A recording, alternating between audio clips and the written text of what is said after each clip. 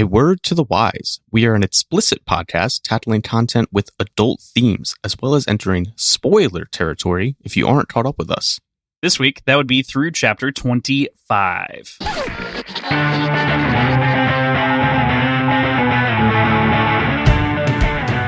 Hey there, this is Cross. And I'm PJ. And I'm Ben. I'm Aaron. And I am Thomas. And we are Words and Whiskey, a podcast for veteran and novice readers alike. We tackle fiction novels and love to talk about what we're drinking. You should think of us as your intoxicating weekly book club. We're here getting drunk on a Tuesday. We are Except getting Aaron. drunk on a Tuesday. I made a cocktail with absinthe, so good luck, Gonna So your fuckers. scene is showing. You're sitting on the ground eating absinthe. Eating. Let's have a day. Chewing it. I'm the only sober one, and I'm going to be acting the drunkest because I recently had food poisoning, and I'm drinking Pedialyte. Woohoo! On today's episode, we're going to be talking about the first interlude through chapters 25. I'm sorry I didn't include the interlude last, in the schedule as we had discussed it previously, but glad we got that clarified, and I've fixed it now on the website, so it's all taken care of. But before we go too far, let's talk about our featured cocktail. Thomas, you're doing the featured cocktail. Yes. So there are actually two featured cocktails, if you will, this week. Ooh. The first, I think everyone's going to be really excited about. It's, there's this drink called a Moscow Mule. Not really a big fan of vodka, so I do like a Moscow Mule. I don't love it. So I like to get a different drink in there. And I was like, let's be a little dangerous today. Let's take a trip to London. We'll put a little gin in the mule. So that's, a shot of gin, some ginger beer. My lime was actually disgusting. So I was like, let's get really weird with it. Plus, London, you're thinking tea, you're thinking lemon. A lot of lemon juice in this. It's like a little sour, it's got a little more kick than the typical mule, and it's very nice. And to quote Stone Cold Steve Austin, that's quite the tasty beverage. Oh, yeah, brother. So I was like, Ben's going to like that, whatever you say. that was when he's doing the wine tasting with The Undertaker. Yes. The Undertaker. The second featured cocktail is, great state of New York. What did we do recently? We legalized marijuana. So, edible in at this point. Boom, let's do it. Let's do a podcast. That's why you looked like the Unabomber when we started. That was actually I just did that. I put my hood up to take my dog out, and I had the glasses on as a joke because I bought those sunglasses to dress like Ransom Drysdale for Thanksgiving one year. And so I have them, and I hate them. So I put them on with the coat or with the sweater. And I was like, oh my God, you look like the Unabomber. So I thought it'd be hilarious to show you guys. PJ's Hell doing yeah. edibles. Are you TJ all high? also has a- I'm not doing them, but I could. I'm not high yet. You guys bragging? We could step over into Missouri. Where Ben lives. It's legal now, yeah. We're by not coastal, by state podcasting. That's true. True. We are actually bi-coastal now. Yeah. We do have Thanks, me on the PJ. Wow. east, and Yeah.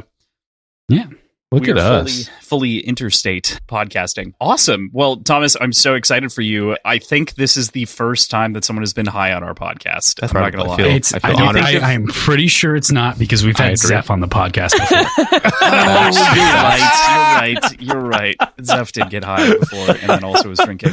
Right. Crossfade. He's high on That's why life. we went for 5.5 hours. Yeah. That was okay. PJ, what are you drinking? Outed. We love you, Zeph. He's drinking a big glass of milk. He is from Minnesota. I'm drinking an absinthe sour. that It I looks threw like together. a fancy milk. It does look like fancy milk. Strong Do you guys say bones. milk? Milk. Milk? Malk. Milk. Milk. I heard you say milk. I say milk. Milk. I'm a milk Milk. guy. I say mulk, like with Apparently, a PJ's a milk guy. Milk. U. It, This is gross. it is not. It is not milk. It is 160 proof God absinthe. damn. By the way, See you tomorrow. that one looks better Wow, than that's a tasty Cross's. Oh my God. Let's not even. What a All right. segue. So I made like I tried to make a Gold Rush. A Gold Rush is a real easy cocktail. It is just bourbon, lemon juice, and honey. And I changed out for hot honey, and it did not fucking work. So I'm calling it the Blood and Honey. after the new Winnie the Pooh movie that just came out. It's bad. Don't drink it. Don't make this watch drink. it. It is cursed. Don't watch the movie either. Apparently, it's kind of campy and fun, but I don't know. But this cocktail is no good. But I'm gonna. Oh my god! I'm just smelling it, and I Just dump it. I just about lost my lunch. Don't do it. No, It looks chunky. Did you give it's it a the stir? Pepper. Yeah, I did. I do have a stirring stick. But there's so This is much actually of it I stirred left. it because Speaking of losing your lunch, Aaron, what are you drinking? I'm drinking Pedialyte Out of a Jersey Mike's. out of cup. a Jersey Mike's cup because I had ice in it. What flavor? Is it the clear one or the purple one? Strawberry. Oh, Ooh. clear is disgusting.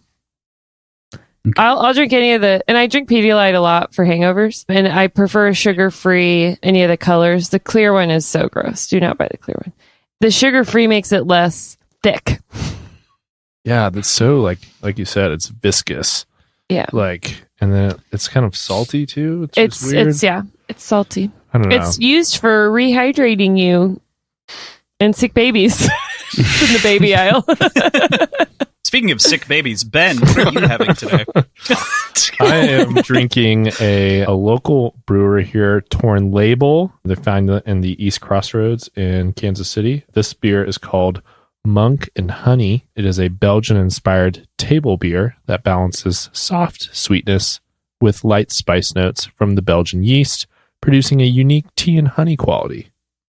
They use local honey to give this beer a distinctly Midwestern twist. It's really good. I've had It it. is really good. You're kind of like Nice. mixing Cross's honey and Thomas's tea into Yeah. your beer. I knew you guys were doing this. I've that's why already I did poured it. out my drink. Synergy. It's gone. I'm glad. I don't want to see it again. It makes me nauseous. Dude's out here drinking. But I took that pickle big juice. gulp.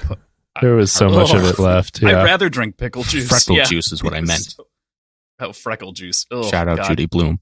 Yeah, no, couldn't do it. So I've made a port lemonade as a backup just in case it was really bad, and that's really good. So highly recommend. Cool. All right. Well, before we go too much further, but talking about the chapters and whatnot, PJ, Ben, and Aaron, how'd you feel about this week's reading? Now that we're a third of the way through the book, we finished the first part last week and we've started the second one this week. What do we think? Before we get into that, I just have to call Aaron out for a second. Did you lean into the microphone and then hiccup and then lean back? Well, I always am right here, and then I hiccup, and then I lean back because I was like, oops. Okay. I'm not in my best health, PJ. I will say, though, puking and other things all night is a great weight loss program.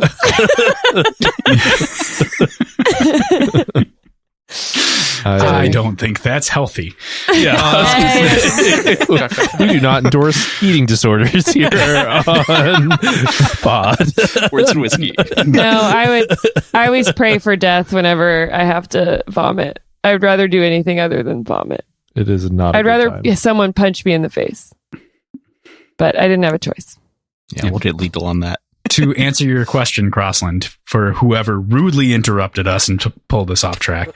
This Wait, week, didn't I you felt do like took a really big step forward in the narrative and in the characters and in the progression that way. I actually called Crossland earlier today on a subsequent listen. And like, there's a very stark difference that I've noticed between like this story and something like Brandon Sanderson. And I'm not entirely sure which side of it I fall on, but it very much heavily tips the scale towards character and narrative as opposed to mechanics and magic system. So for that, I think we get a better story, but we don't have quite as complete of an understanding of the magic system that we're dealing with. I do want to just say that you are comparing on the outset a year and almost 1 million words versus 100 and something pages, 180 pages. I know. at this point. I'm mostly thinking of like the first half of the Final Empire and like how deep we dove into the Mistborn abilities. And explanations, yeah. Brandon has not ever been called short-winded. Right. And this isn't a gripe. This isn't a teardown in either direction, but like there is a very obvious difference. Mm-hmm. I really liked that we got a fight scene because I felt like that showed some of the abilities and what Jade can do stopping a heart. Pew! Ben's dead. Rip Ben. And we got to finally see Lon show some balls. Big old balls. Big old lawn balls. Luncheon balls. Luncheon one balls. Luncheon balls. I feel like that's what I'm going to have to name the cocktail next week. Luncheon one balls. At this point. Also, Cool. really enjoyed this week's chapters. I feel like we're getting into the meat here finally. Not finally, but just like now we're really into the meat of the story and starting to see things develop here with our conflicts, and still interested to see where it goes. I feel like now I know that we're just going to be kind of following the Call family. So that has kind of chilled me out as far as like, who am I supposed to care about? I think I know now that I'm just following the whole Call group. And Yeah, we were lacking some mountain right. storyline. Yeah. And so that feels good. And so really enjoyed, like Aaron, the fight scenes, seeing some of the abilities in play and starting to get an idea for what exactly Jade does and people can do with it. That is exciting for the future, especially I think when there's more action, even more action going on. Had a great duel. Love a duel. So Yes, your honor remains Lon. Shin balls. Luncheon balls. Oh man, we're not escaping it, are we? I also want to admit that I was wrong and Hilo did not die. So I owe Crossland a drink. He is not accepting my Pedialyte, so we'll wait till next week. And maybe I'll have more drinks to take. But he did take that bet very confidently. yeah. Yeah. Last week. I mean, I'm going to take every bet very confidently Yeah, because that's I what don't I think had to that- do with PJ forever. Like, I'm not going to spoil anything. So, but it was very fun to finally have someone bridge that gap of a bet. So I was very excited, especially because I knew how fast it was going to pay off. I was very into it. Immediately, I texted him. I was like, Yes. guess I owe you a drink. The house always Like wins. the next day. During the chapter, one of the lines is, and that's what saved Hilo's life. And I was like, fuck.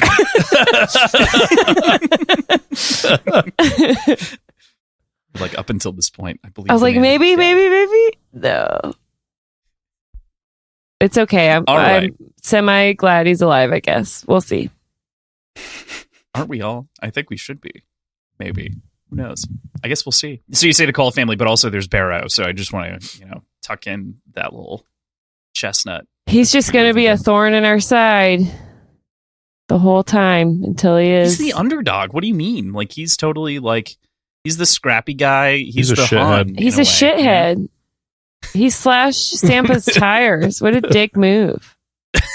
Justice for Sampa. Yeah. Justice for Yeah, we need to see Union more of strong. Sampa. Tayton. Union Get strong. him his job back. Agreed. All right. So with that, let's go into the first interlude here. So this is really quick. They're, roughly a page to 2 pages. They're really brief, but it gives a wonderful interlude that presents us with the deist mythological origin of the world and its accompanying natural forces, its explanation of their origins and whatnot. What were you guys' thoughts on the pantheon of gods as they're presented and how the children are kind of worked in there, humans in general, kind of coming from that? What'd you guys think? It reminded me of like Greek mythology. I was going to say the same thing. And Very I much liked so. how it came into play, like when in the typhoon in the later chapters, they were talking about, I forgot his name, but Like he's pissed. yeah. Yofu? Yeah. Yofu. It's also a sort of, I feel like it's a harbinger for the events to come of the next generation of green bones. Like up until now, we've only had clans led by people that were once a single clan, and it's been fractured. And now it's these children that are suddenly devolving into violence and tension and war. And I feel like there's a pretty good analogy, and I think there's a pretty pointed reason for this interlude to be included here at this point. One thing I caught on with, correct me if I'm mistaken, it was talking about how the gods stripped their children of all powers, but then what about The green bones. They have powers. Did they not strip them fully? I think of like immortality, maybe. It said powers. Great question. I was like, I like that. I like your point, PJ. That was some good literary analysis. Look at you with your literary That's some analysis. good nerd shit. Yeah. You nerded the shit out of that. I'm so proud. Think about how far it's you've come. Portland. This guy didn't used to read books, and now look at him. I think to Aaron's point, though, it seems like the green bones aren't like Jade isn't a godly power. Then it's a physical power, maybe a physical embodiment of some power imbued by the gods that can be wielded, but it's not inherent, and it's not like it's drawn from an external source. Mhm. I Drawn think from is the gods, maybe kind of. the difference. We do kind of get that sort of mythological foundation, as it were, last week, as we're talking about the bones being mined out of the mountain, and that being like she fell, and when she died, and like her ribs and her bones are the green bones. They're these veins of jade, basically, that everyone's pulling on. So there's something there too, the mythological aspect. What do we think of the interludes in general as a concept of like exploring the larger mythology? Are we in on this idea? I always find part breaks like this to be one of those interesting things that an author can, work for them. Do we like this idea in general? I know we've only seen one so far, but I always appreciate it as a literary element into these types of books. I think it always, like, if done well, adds a lot to the story and can add a lot of depth a lot of the time. And that seems to be what's going on here. So definitely I'm looking forward to those in the future. I think sometimes an interlude can come out and you're like, what the fuck? But then as you read the story, it adds to it and it plays into it. And then you're like, oh yeah, I see what that was all about. And it helps you understand the story better. My immediate comparison is the Black Freighter in the Watchmen. It feels very sort of similar in pacing and timing to that, and just adds to the depth of the storytelling. Mm-hmm. Easy way to give a historical context to things without like shoehorning in a history lesson given to one of the characters. Yeah. Mm-hmm. Yeah, it's definitely a nice exposition tool. Chapter 18, The Whispered Name, which sees Hilo and Wen arguing about his desire for her to move in with him. Only then Hilo is called away to deal with troubles in the armpit. This turns out to be a ruse from the Mountain Clan designed to draw out the Horn of No Peak for an assassination attempt.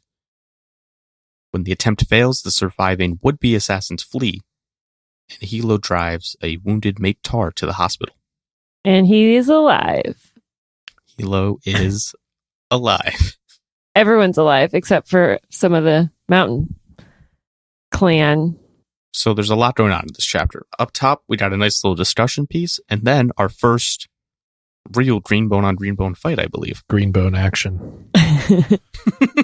Maybe this conversation deserves to be held off until later. Until the next one. Yeah, but I do not like the way Hilo Thank interacts you. with Wen.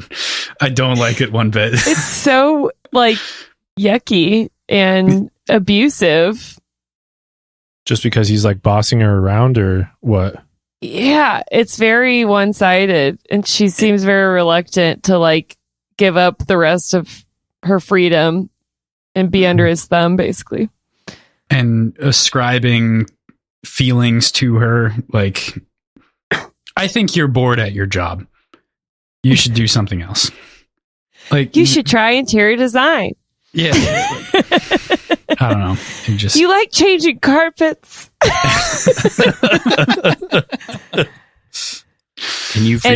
Constantly this comes in later, but reminding her again that she's a stone eye. It's like, yeah, no shit. I don't know. He's like a bully. He's like an older brother. This conversation it's a bizarre relationship. seemed like very in line with his character, the way he kind of went about it.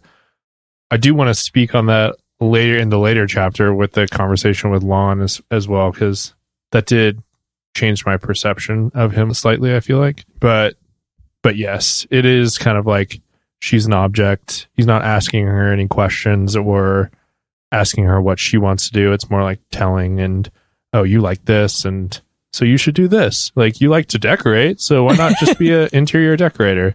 You know, like, but that seems very in line with his character so far. I'm still with someone hoping with so much perception, it's very interesting that he can't perceive beyond his own immediate, even though we can inquiries. perceive it. Well, this is just very interesting, especially because our first conversation about Mikwen was that she felt like she was just going to be that kind of object. And instead, there's a lot of pushing back in this, saying that, like, no, I am my own person. Yeah, it made me like How her do you feel character about a that lot more. characterization? Yeah, I'm still hoping she becomes more of a dynamic character. So yeah, at first she was just the sex vessel, and now she's like the reluctant girlfriend, basically. I don't know. It'd be nice to see like from her point of view. Yeah. Or tried to anyway. She conceded pretty fast. Yeah. Well, there was an attempt on his life, so I mean that does. It can change you. Her brother did get shot. So Yes. It must be hard to be powerless when everyone around you is like the best of the best. it didn't seem like she was too concerned with that, though. But seemed like she very wants to much- go help them, and Sure. he's like, "Ha ha! You can't remember. Yeah, You're a stone eye I hated idiot." that. I did hate that. We're jumping ahead again. I mean, it is a traced conversation throughout the whole thing, Yeah. so it makes sense logically. It's one of those things. So, what do we think about the Greenbone on Greenbone fight, the actual assassination attempt that we have here? So I thought it was really cool when Ken is like alarmed, and like that's how Hilo knew to duck and throw up deflection. It's because he like could feel the alarm before he heard the horn or anything. Yes, I think that this gave just like a lot of potential for like what combat can look like in this universe. Nice little taste, especially with like the way that he's channeling, the Jade power and that stuff. So I loved it. I really did. I really enjoyed, and I thought the action was written well. Like I could understand what was going on Mhm. and had a clear picture in my mind. And so that like makes me feel really good about the future for this book, just because I think that getting that kind of magic system, that combat, making it dynamic and thing is going to go a long way to like make this super cool. And I also like that like Hilo is like one of the best fighters, and he's like getting knocked around. Like no one's immune because like everyone has almost equal power. And then more than once, it's putting up like deflection against strength, and then seeing what breaks, and everyone's like kind of on a tight line of who's gonna win. Yeah. It really makes me excited for any conflicts that involve a larger number of green bones and how they're able to sort of react off one another and silently strategize in the moment. Yeah, like you maybe see someone's field bend in some way, you see their perception slip or their steel, or you notice the aura change, and so you react to like cover. Yeah, it's very cool. And there's like a element of like everyone is vulnerable at some point, no matter what. So like you use this power and then like, it drains you for a second. You kind of have to recover. And there's always that Or like period. if you kill someone, it like blinds you. And so that adds an element of just like suspense into the entire thing. Because anytime anybody's fighting now, that's going to be part of that fight where there's going to, at some point they're using this power, there's going to be a moment of vulnerability where one little slip can cost them their life. And so I think that adds a great element of like anybody can get it, even though, we've got very important characters, and we'll kind of discuss that later on as well. I kind of think about the power usage like a vector chart, where it's like an octagon, and then like you've got like your six different, there's six forms, so it'd be Hexagon? Hexagon? Yeah. So you've got, and you basically have to take like your core power and then stretch it in a direction, and then you lose on the other power because it has to hit that edge in order to do the thing effectively enough. So it kind of gives this like ebb and flow to the whole thing. And I love the portrayal here. Definitely. It adds just like an element of tension and suspense to that whole fight scene, especially when Hilo's like kind of like wonky from, using so much Jade power and then like has to recover himself and get himself back together. So I love that. There's also the element, despite how well done it is, but just thinking now, where it's like, steel versus strength. And it's just when you're a little kid, I feel it, and you're like, I punch you with my strength. Well, I deflect it with my steel. And you know what I mean? You just make up nonsense powers when you're fighting. Yeah. So that you can't lose. It's just, there's that little element, even though it's all internal. Just warms my heart. I was also thinking it's interesting that Hilo felt the alarm, ducked and threw up deflection, and then the bullets bounced into Make-Tar. Like, where was Make-Tar's? What was he doing? He doesn't have the same level of perception. Like, maybe? he's just, like the bullets that went to Hilo bounced off him and hit Make-Tar. So I guess being around, I guess you can't throw up deflection around your buddies. I don't know. That seems like it could be problematic in the future. Yeah. Especially if you're dating a Stone Eye. To that point, man, I wish I... It's dumb. It's me. I understand it's me. I know, like, it's just how my brain works. You're the problem. It's you. I want to understand what would happen if you were to use a gun while, like, tapping deflection. Would you be able to, like, does it affect the bullet trajectory at all? Does it only affect other people? You know what's so cool is there's like 2 and 2.75 books more. I know. I understand. I want to see people But I'm using still a gun and lost like at the throwing moment. up a deflection field like 20 feet away and doing some ricochets. Just for fun? Well, just like Just as a doing, way like, to get behind somebody. Oh, I see. To Shoot around a curve a wall or bullet. something. Yeah. Or is it strictly internal that it's like it only affects yourself? Yeah, like Yeah. if the bullet hits you, it bounces off. Mhm. I don't know. That's what it seems like, but I would say, yeah, it's right now it seems like it's on your person only. Yeah, that's kind of how I see it. Not like a force field. Well, if I were just a regular guy, just a regular reader who hadn't read this series, I would say, oh, why goes to me? But as co-host of this podcast, I would say, I don't know. Why are you asking me? Good one. It's true. It's true. Mhm. Yeah, I adore this section for so many reasons, and it just starts to paint that picture, right? And this is also the brutal nature of the show, because in a normal format, you guys would just like keep reading, and you'd be like, well, I want to find out why that works, and I want to like do this, and I'm so sorry that we're doing this to you intentionally, you know? Also, in a normal format, I keep reading. I just across. I was like, this section is so good. Uh-huh. Mhm. Yeah, I was very sad to But you stop can't read reading. the next one because you don't want to spoil. I'm always it. sad to stop. Yeah. It's good. It's good. We're taking our time now with book 1. Originally, this was like 4 episodes or 5 episodes for the whole thing, and then the date for Lightbringer got pushed out, so we got a little bit more time. But the other books More will go torture. faster than this. All around. Well, more time to live in the primordial soup that is Jade City. I don't know. And what was your drink called? Yeah. Primordial soup. Blood and honey. Yeah.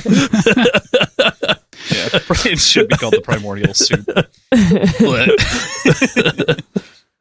Cool. So cool. Thomas, you had other things, right? I think you had an interesting quote. That would be nice. Oh, yeah, I do. I did want to say there are a couple of different things here that I really enjoyed. There's a lot that happens in this scene, but I love the way that after the combat fully resolves, that Tar needs to be taken care of in this.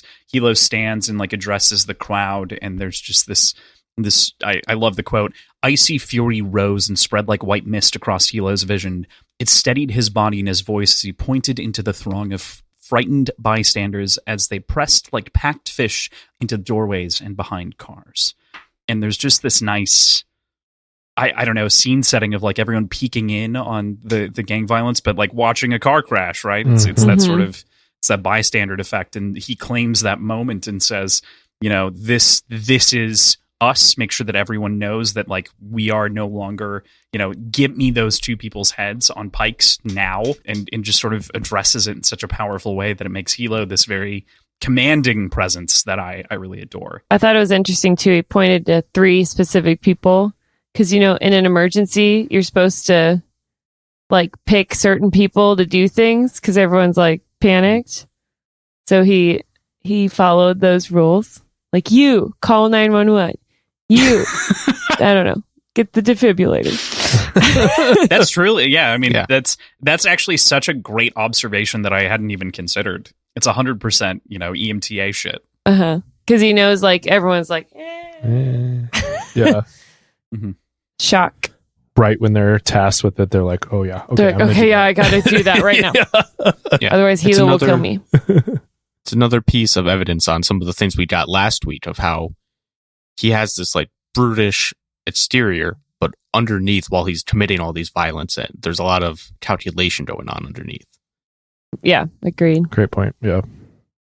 There's this line at the very end of this week, which is like, being the horn is so tiring. I think that's like the final line of the week that we read. Mm-hmm. And you feel it here, I think, to some degree. You start to feel that weight of like all these choices that he has to make on the street all the time. It's brutal. Yeah. One last thing at this chapter that I think kind of coincides with your quote, which is why I pushed off on it, is we did another unique Greenbone custom that I thought was interesting, the collecting of the jade, which makes a lot of sense given some of the other things we've read about throughout the chapters. But I was just wondering if that stood out to anybody. It stood out to me in the instance where, like, they were in a rush. They had to leave.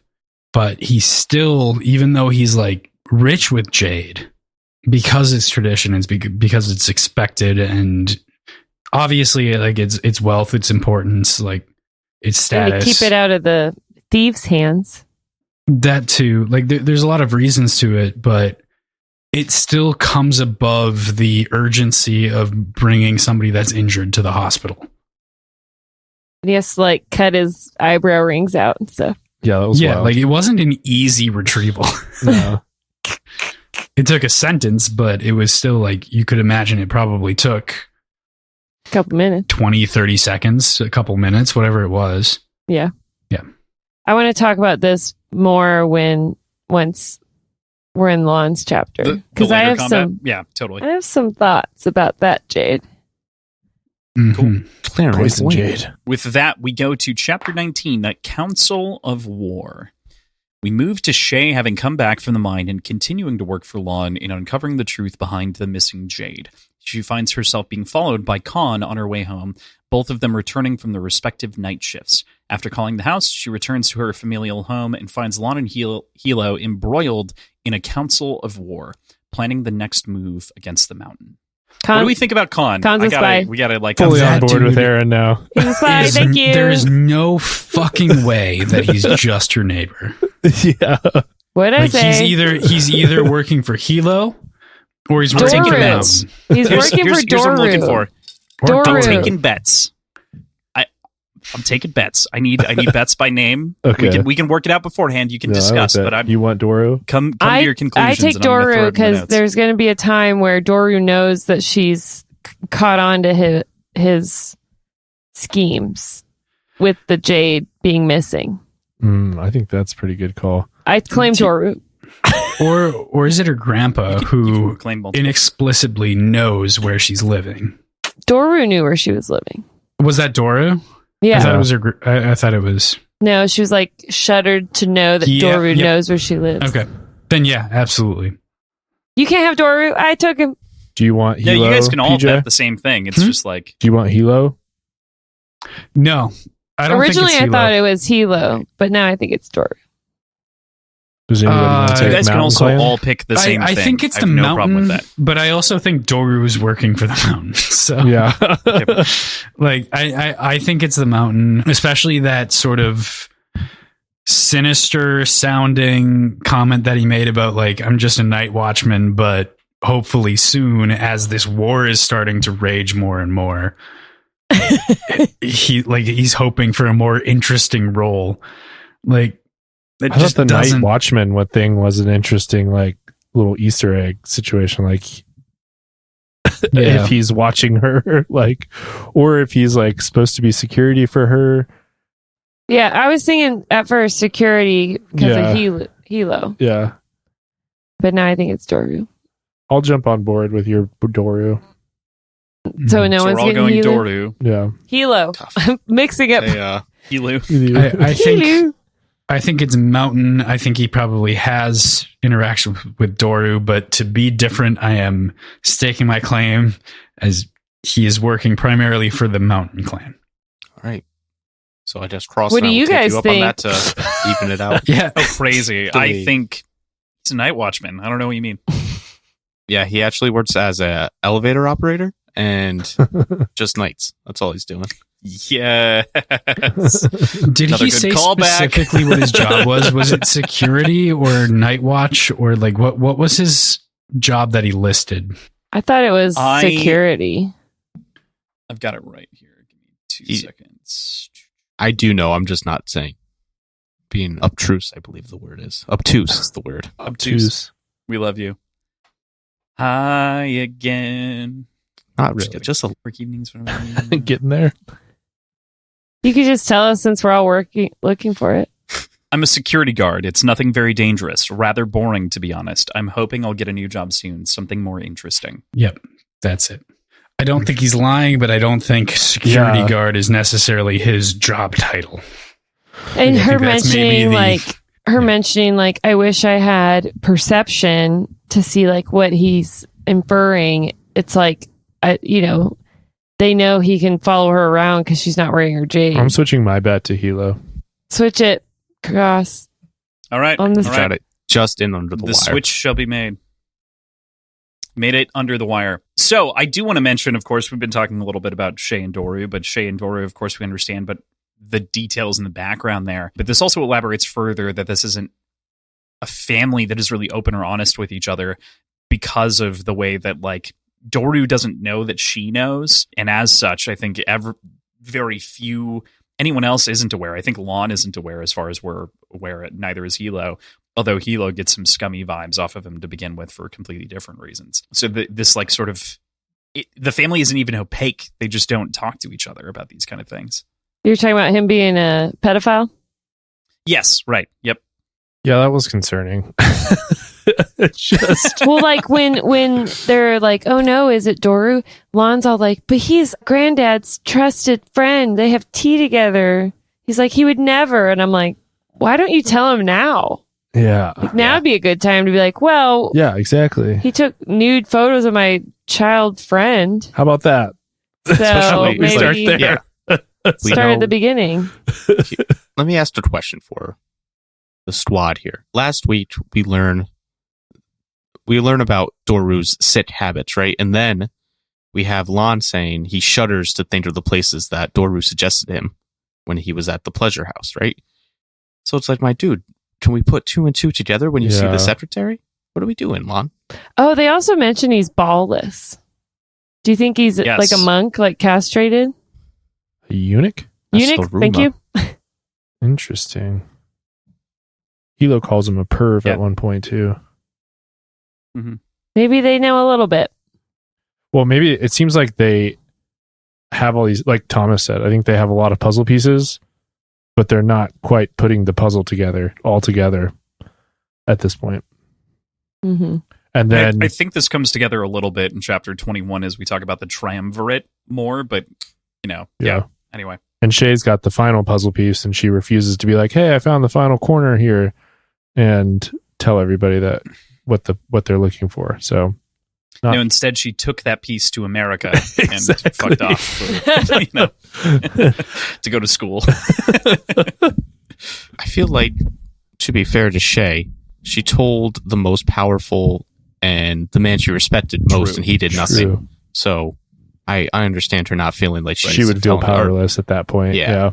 Oh no, yeah, I totally 100% agree with that. Just memeing on the other bit of it with the brothers. But yeah, she did reach into the most powerful person in the entire clan, arguably in the top 2 or 3 in the country, and he shrugged it off like it was nothing. Yeah, when you go in expecting support and then you don't get it, that would crush your world at that point.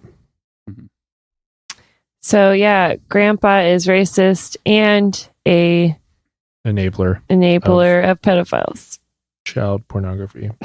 Tough. Great job, Grandpa. Yeah, that's Tough, Gramps. That's not a good look. Not a good look on you. That's not a good place to start. Mean No. to his mean to his grandsons. Just like, what are we doing? Very mean to True. Hilo. So I do want to get into that specifically. He is such an asshole to Hilo in this section. Yeah.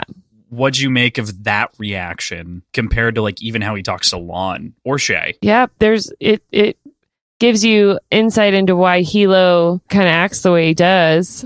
Yeah, I was kind of surprised by that interaction. I was too. He's like, it's your fault.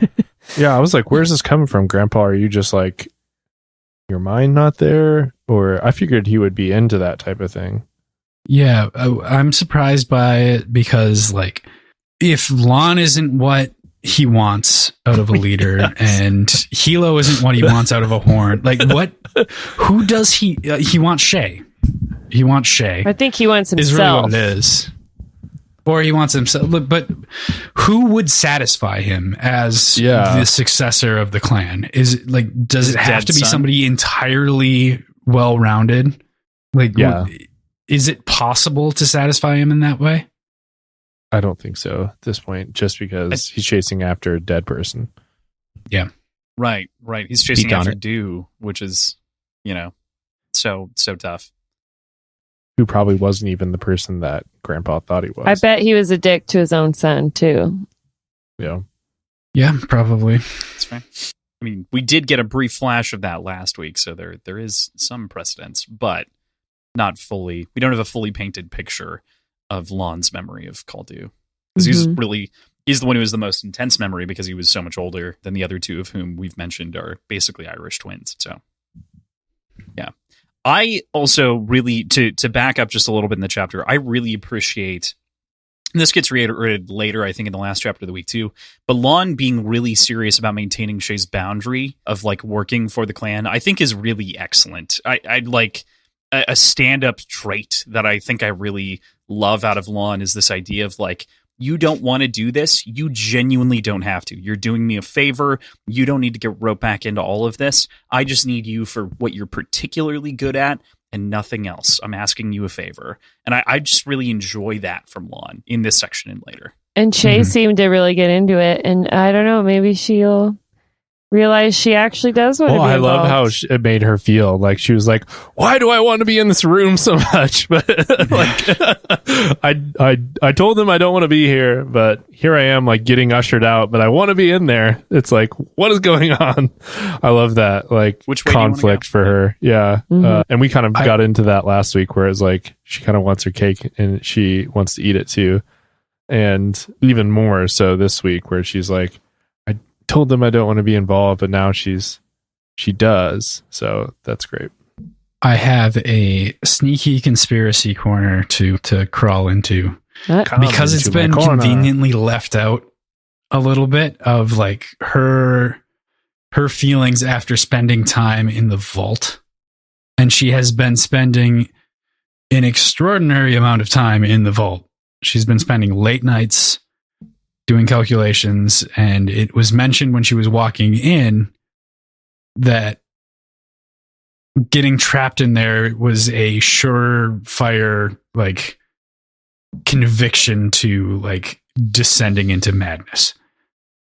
I do think that this comes up later in family talk, but I appreciate bringing it up now. Yeah, I'm just saying, like, what if Lon knows this and is like, she's going to get a little like touch of jade fever and she's gonna want to join the clan, but I'm gonna let her do that on her own and pretend that I'm entirely neutral. Oh, so you think he's like I don't think her. Lon's that schemy. I don't think he's that schemy either, but I just want to present it as a conspiracy corner like option. He would never. Good boy, Lon. Put the hood back on. I think he is a good boy. Aaron loves Lon. You can see it. I think he's a good boy. I'm going to say he's a good boy. He's a good boy. Luncheon balls. Is our boy. Our boy luncheon balls. Yeah. Oh, man, I No, love that seems too schemy for Lon. It's fair. And she could have, I don't know, she probably could have found a way to copy all that stuff. Not right above all the jade. And it's a lead line vault. She was talking about being in the vault, going into madness. She's not in the vault.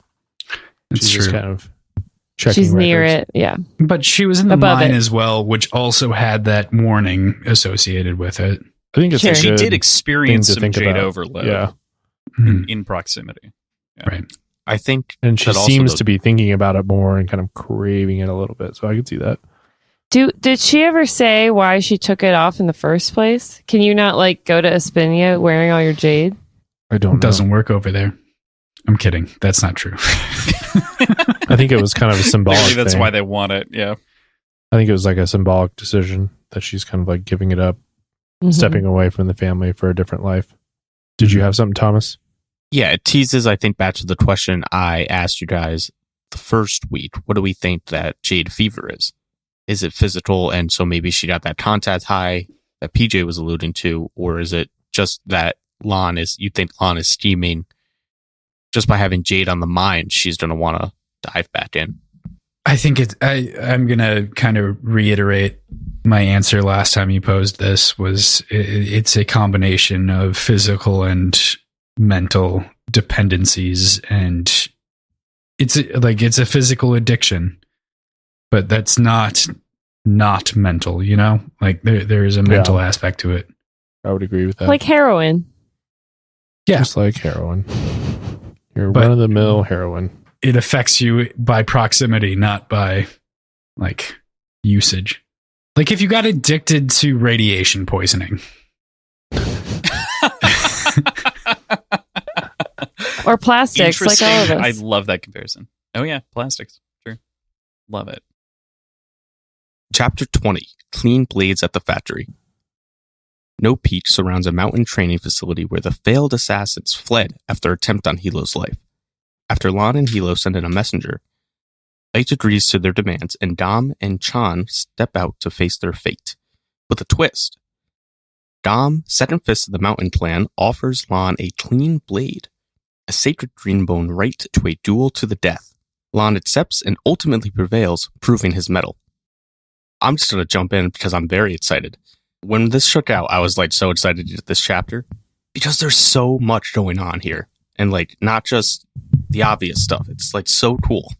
Favorite chapter yet? And he also asks for a death of consequence, specifically, of which I love the use in this verbiage that we're already starting to build in the language. So, clean blade, death of consequence, and all of it is just so cool. that was Hilo, wasn't it?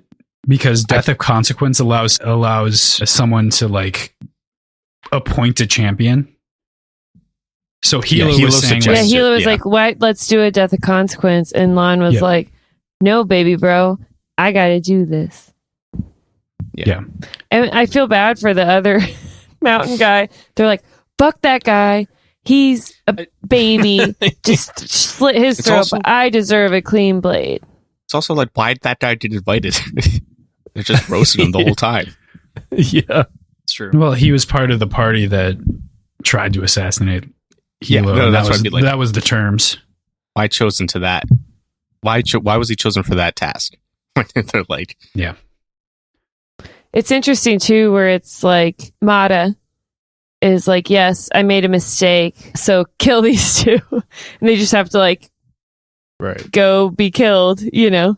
I'm glad that they saw that as the chess move that it was. And I love that that was kind of the setup. Like they know that this isn't just the end of things. Like this is just kind of like an opening move on the chessboard is what they called it. And I love that idea. And like that opens up the rest of the book so much. I just feel like now we're in like this little battle back and forth, and Lon's got to get scheming like we've been talking about. But I love that aspect of it. Mhm. I do want to clarify specifically. A death of consequence is a Greenbone's right to go down fighting instead of submitting to execution. Hilo does offer to take over again for a death of consequence in the moment on this page. So he's like, a death of consequence then. That's cool. Make Ken and I will do it. Like, that's fine. But a clean blade is specifically a duel. So it's both in this Okay. case. It's a death of consequence and a clean blade, just as a note of clarification. Because we do know from our... I'm sorry.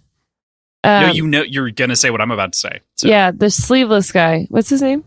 Mm-hmm. Gaunt, Ash. Gaunt. Yeah. He survived the death of consequence, which was a ton of people cutting him up, right?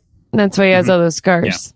Yeah. Yes, exactly. For his right to go down fighting to as many people. So I guess technically speaking in this moment, he's denied the death of consequence, which could be everyone fighting him.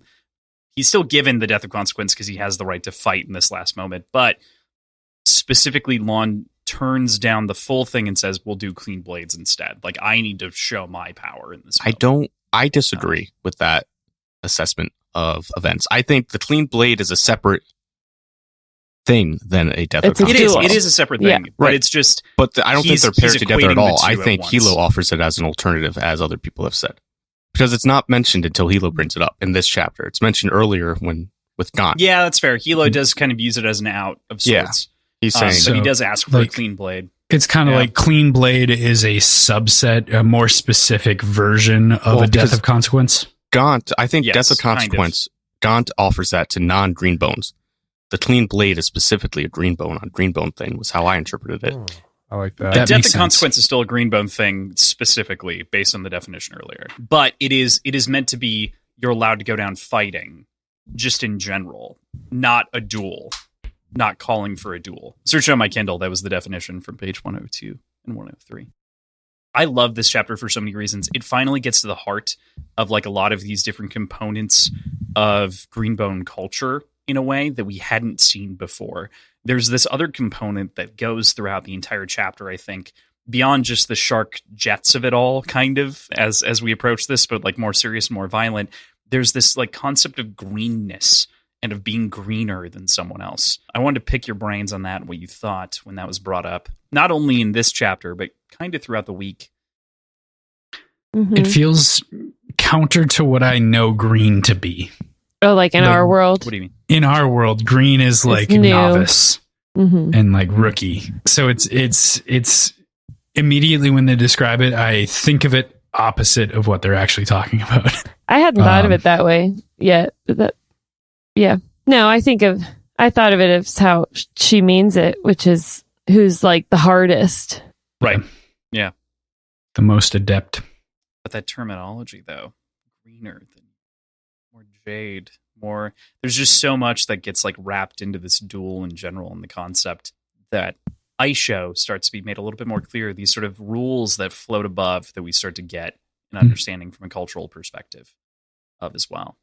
What I want to know is, and this ties a few different things we've already talked about or will talk about together, but what are the limits? What are the limits of the amount of Jade that somebody can have on them at a time? Can Jade be poison? Well, there's that too.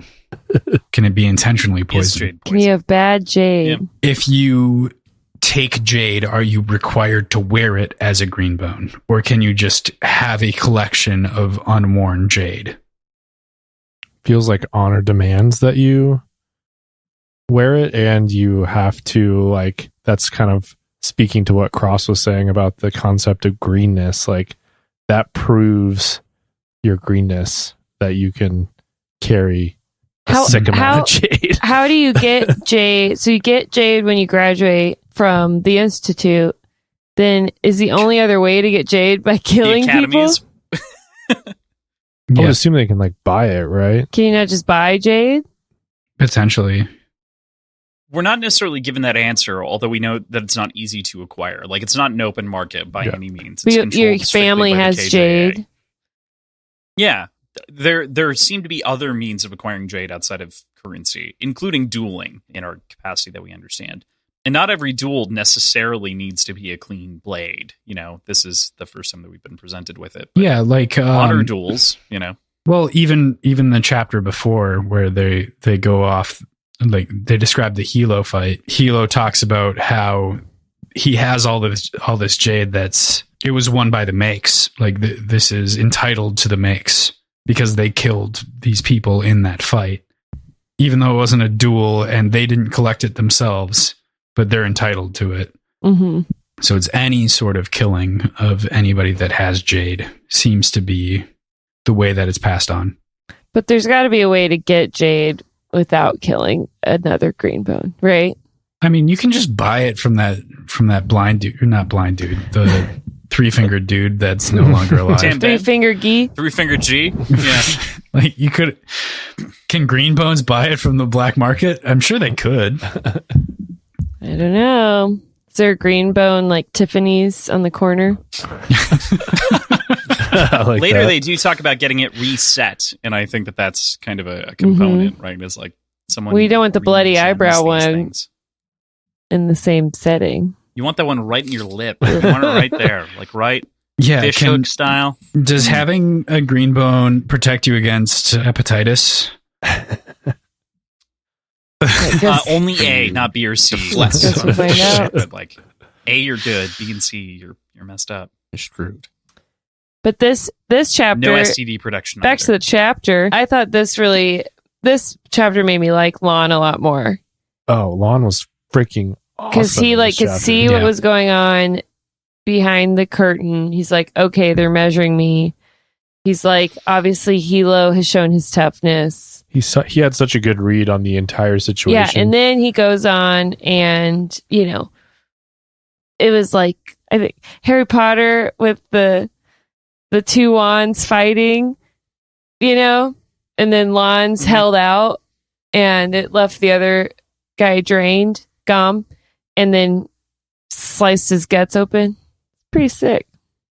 Yeah, I love that he knew how fucked this situation was, and he had like I said, he had a great read on the entire thing. But he was like, I have to do this specific thing to get us through this, to cement my spot, to show everybody that I can handle this situation. And he's just like, so I'm just gonna fucking do it, and it's gonna suck, but I'm gonna do it. And I appreciate that about him. It was great. And he fought valiantly, and bravely. And it seems like, to me, there's like a deeper play here from Mata, like we were talking about. Like, either this Jade is poisoned, or she's like testing his... Well, it was interesting that he hasn't fought at all. Yeah. Shouldn't he, even, royalty or whatever, they still practice fighting even when they're not really fighting. Shouldn't Lon be keeping up his dueling or he's skills? More hurt than what he's kind of letting on at this point. So I don't know what it is, but it seems like this is kind of a turning point for Lon. He's a little broken. He is, definitely, but I'm proud of him. This is obviously a pretty Lon heavy chapter, but given the military aspects of it, Hilo factors quite prominently as well. What do we make of the Hilo segments? So we see up close his importance to the clan. We see Lon's perception of that. And there's some nice brotherly things at the end as well. Yeah, I thought, to start on the last point, I thought when Hilo was lay down, it's no one's here but us. Hilo clearly cares a lot about Lon being okay, and kind of shows a softer side to Hilo. Yeah, this chapter and the next chapter.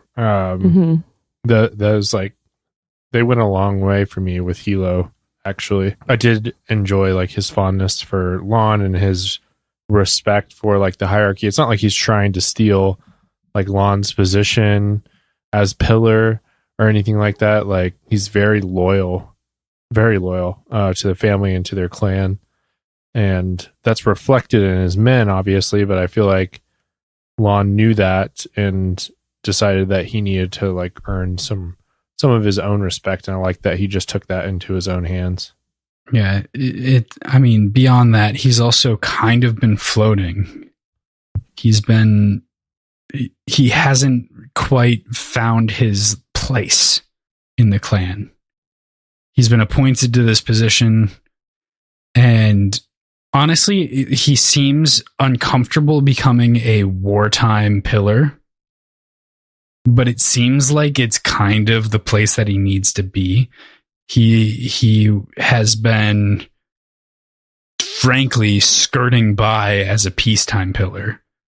But he hasn't actually like made a name for himself in that sense. And now, like, despite it not being what he wants, he is making a name for himself with a bang as a wartime pillar. Yeah. Yeah, usually the best people for those positions, I've mentioned this before, are the people that don't want them, you know? And I think Lon totally fits into that category, like our Jon Snow type leader. Erin looks like she's keeping something in. We're good. Jon Snow. Is that a sexual?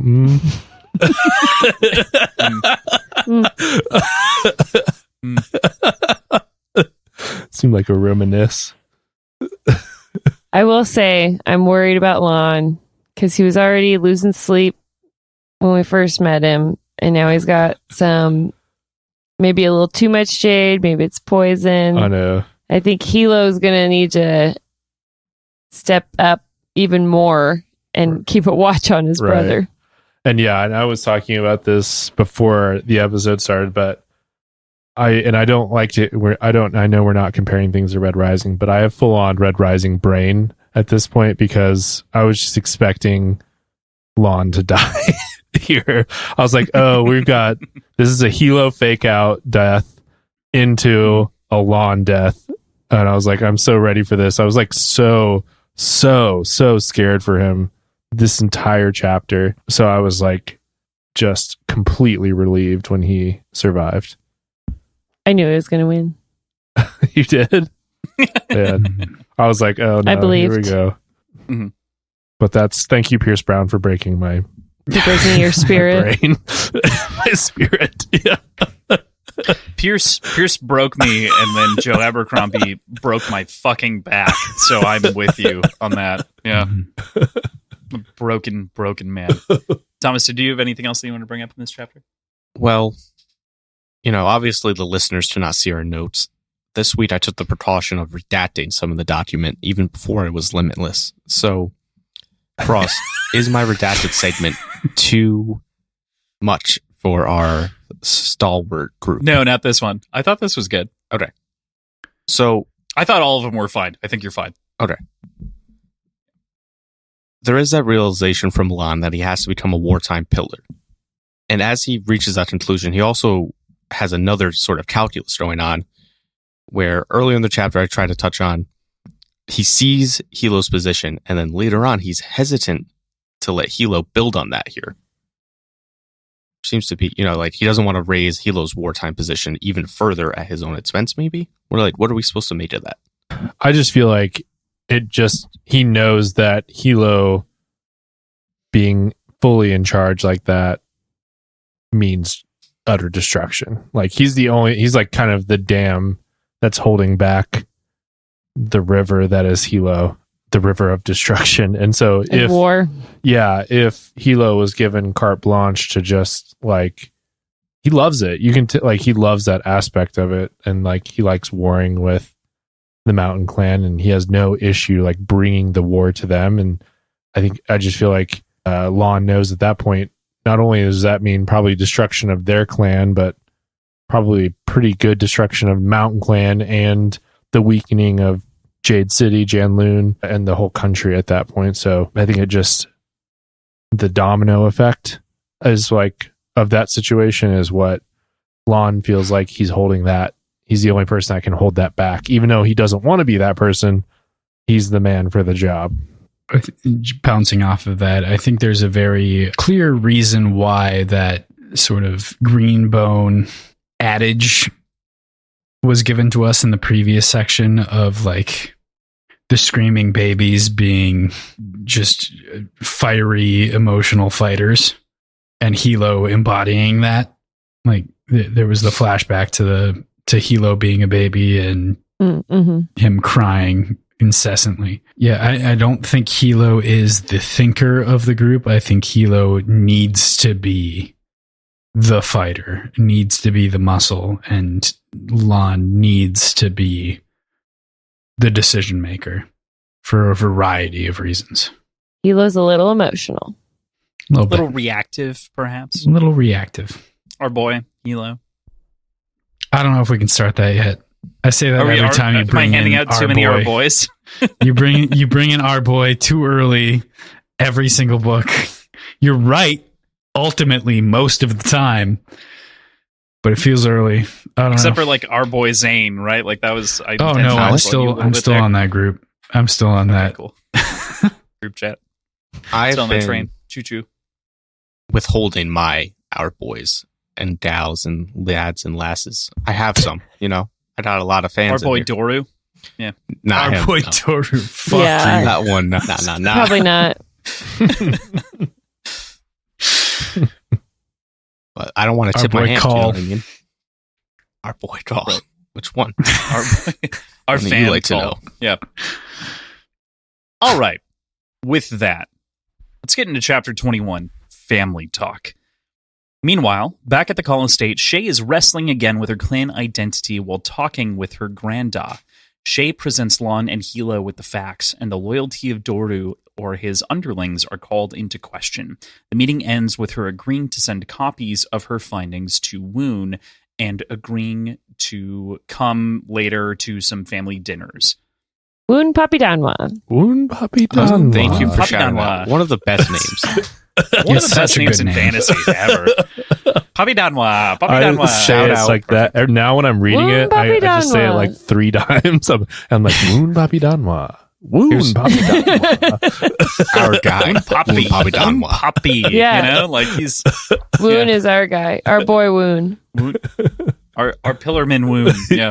There's so many things here. I love a lot of the core memories that we get like back in a room, finding your notebooks, talking about the notebooks, and this like really kind of sibling comparison that we get. For me in my head, reminds me of the old Stanford study that was done that shows that like more important, perhaps controversially than astrology, is the order in which you're born inside of a family, because that dictates like the way that parents treat you and like how that all kind of flows downward and seems to guide more people's life paths. And so I love that we kind of get that to some degree in the formation of Lon, Hilo, and Shay, and how they're treated within their family in a very similar way. I adore that entire bit that comes in this section. And then I was confused. Were they in the academy, or what's it called? The school together? Yeah. Yes, Irish twins, so same year.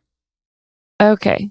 Because I was Were they thinking same- Hilo was like more older than there may that. have been a year difference, but she like was at the same proficiency, but their grades were compared. I think they were the same year. Yeah, they graduated the same year. Yeah. And maybe a class isn't just what we think is, like maybe it involves a wider age range or something. Yeah, right. But yeah, as someone with an older brother, I relate to Shay. As the oldest brother, I relate to Lon. Yeah, immediately. Same. I was going to say the same thing. It made me wonder if my siblings made similar comparisons and I was just too oblivious to like, no, I don't know. I don't know about that. It was like always my goal in life to beat my brother at Mario Kart. And the only time I've ever beat him is when he was super fucked up, like drunk or high or something. I was like, ha, I got you. But he still like almost kicked my ass. Wow.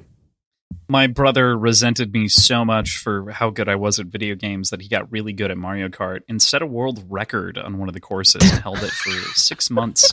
He was See, 11 years old. That's what I should have He done. was 11 years That's old. that type of vendetta, you know? That's the energy I didn't have that commitment. younger brothers bring in. Yeah. I, Jeez. for like 10 seconds, had the Wii record for Coconut Mall in the United States. Mm.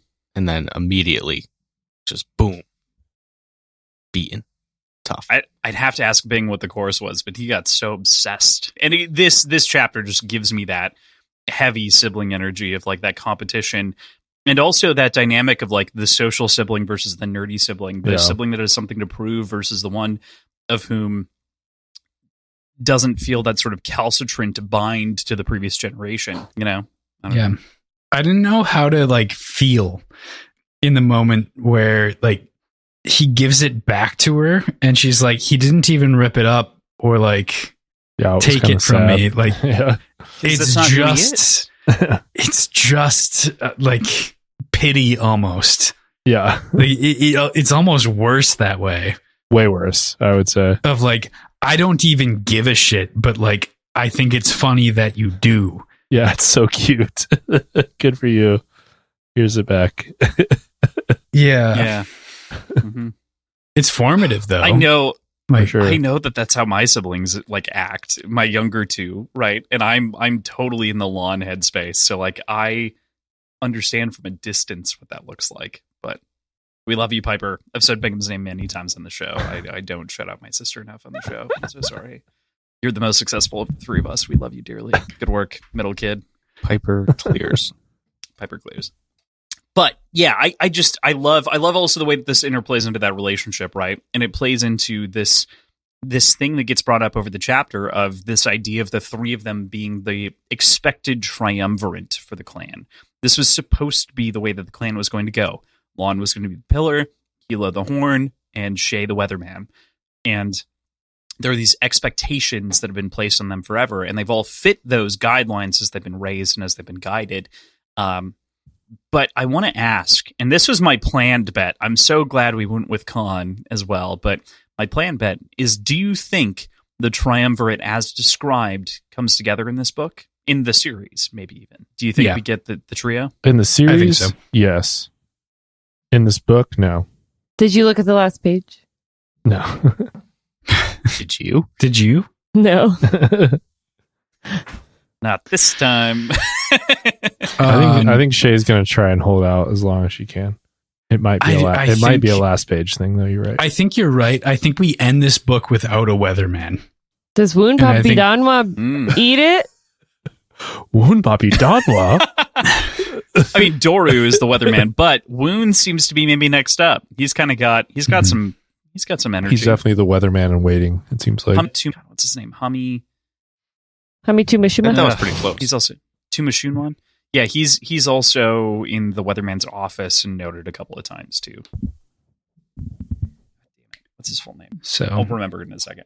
I think we end this book without a weatherman, and Shay will be the next weatherman, but it doesn't happen until a couple chapters into the next book. Okay. Ben, not in this book. Do you have a prediction for when, where, how? I would agree Why? with PJ. Second book. These are long bets. We got a lot of podcasts to do. I had Aaron, how do you feel? bets for Red Rising that didn't pay off until fucking Dark Age.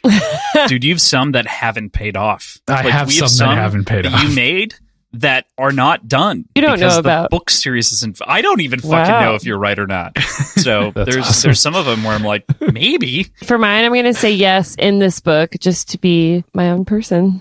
So when Lightbringer comes out, you're going to read it fast, Cross, and then Yeah, I'm going to read it in 2 weeks, which Jay is the time span for the end of the show. has to read it in chunks. Yeah. Gosh, I feel bad for you, For the PJ. course of I 2 months. say- Wait. 2.5 months. When Dark Age came out, we were driving to Colorado to meet Pierce, and we were like trying to like speed read it. I didn't get through it before we met him. I had to whip you to read that book, pretty much. I didn't like how sad I was it like, was. you have to finish it. You have to I was like, finish it. Make it I'm to the end. depressed. I don't want to read it. Let it be known, this is another Red Rising pitch. If you haven't read the series, go read it. Go check out both of our podcasts Yeah, sorry. on the Atomic Pylon Media Network. You'll love them. Okay, so yes, we get the what do you call it? Triumvirate. Yes, as described. You're going this book. This book. I like it. Judges, here's a question I- for you. Can the all-knowing readers pre-plan bets? Feels a little inappropriate to me. What do you mean? Pre-planned I just- bets. Like you had a. I like when the bets are from them getting all chirpy at us. I don't like when we have a bet pre-planned. I like the chirpy nature. I didn't- like it to come on the fly. I didn't necessarily plan that bet, but Okay. I had a theory that it was going to happen. Okay, then that's So in like line. I was leaning into it, but I'll admit of all of them, I was leaning into this one a little bit more. I would say that at least early on here in our podcasting life together, I would like to be prompted on some bets so that I can start to think about Cool. bets Okay.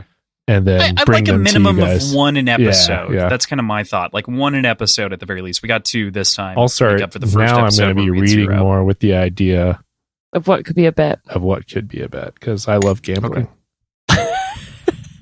Thank you, Do you want to talk about that? There we go. It's a problem. Talk about that on the podcast. There's a lot here that goes on with Poppy Down. There's a lot here that goes on with Grandpa as well. That's talked about between the two of them as like Shay meant to be the inheritor. Like the favorite of the sons is the girl because she was the best.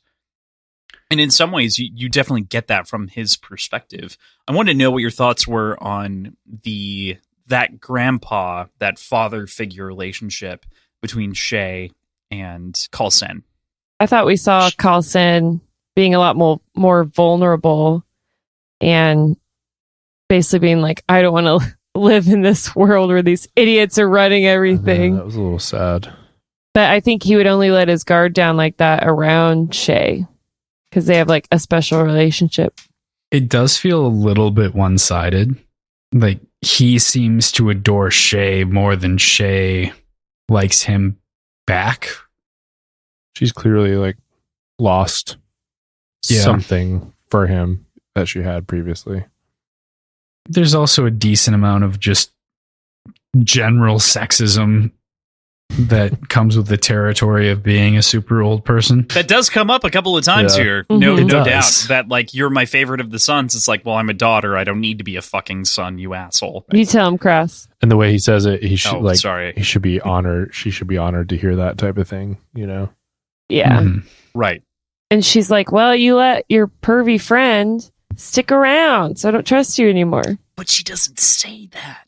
It's just there. I know. You know? But it's all Yes, they were in complicated. there Anything between them.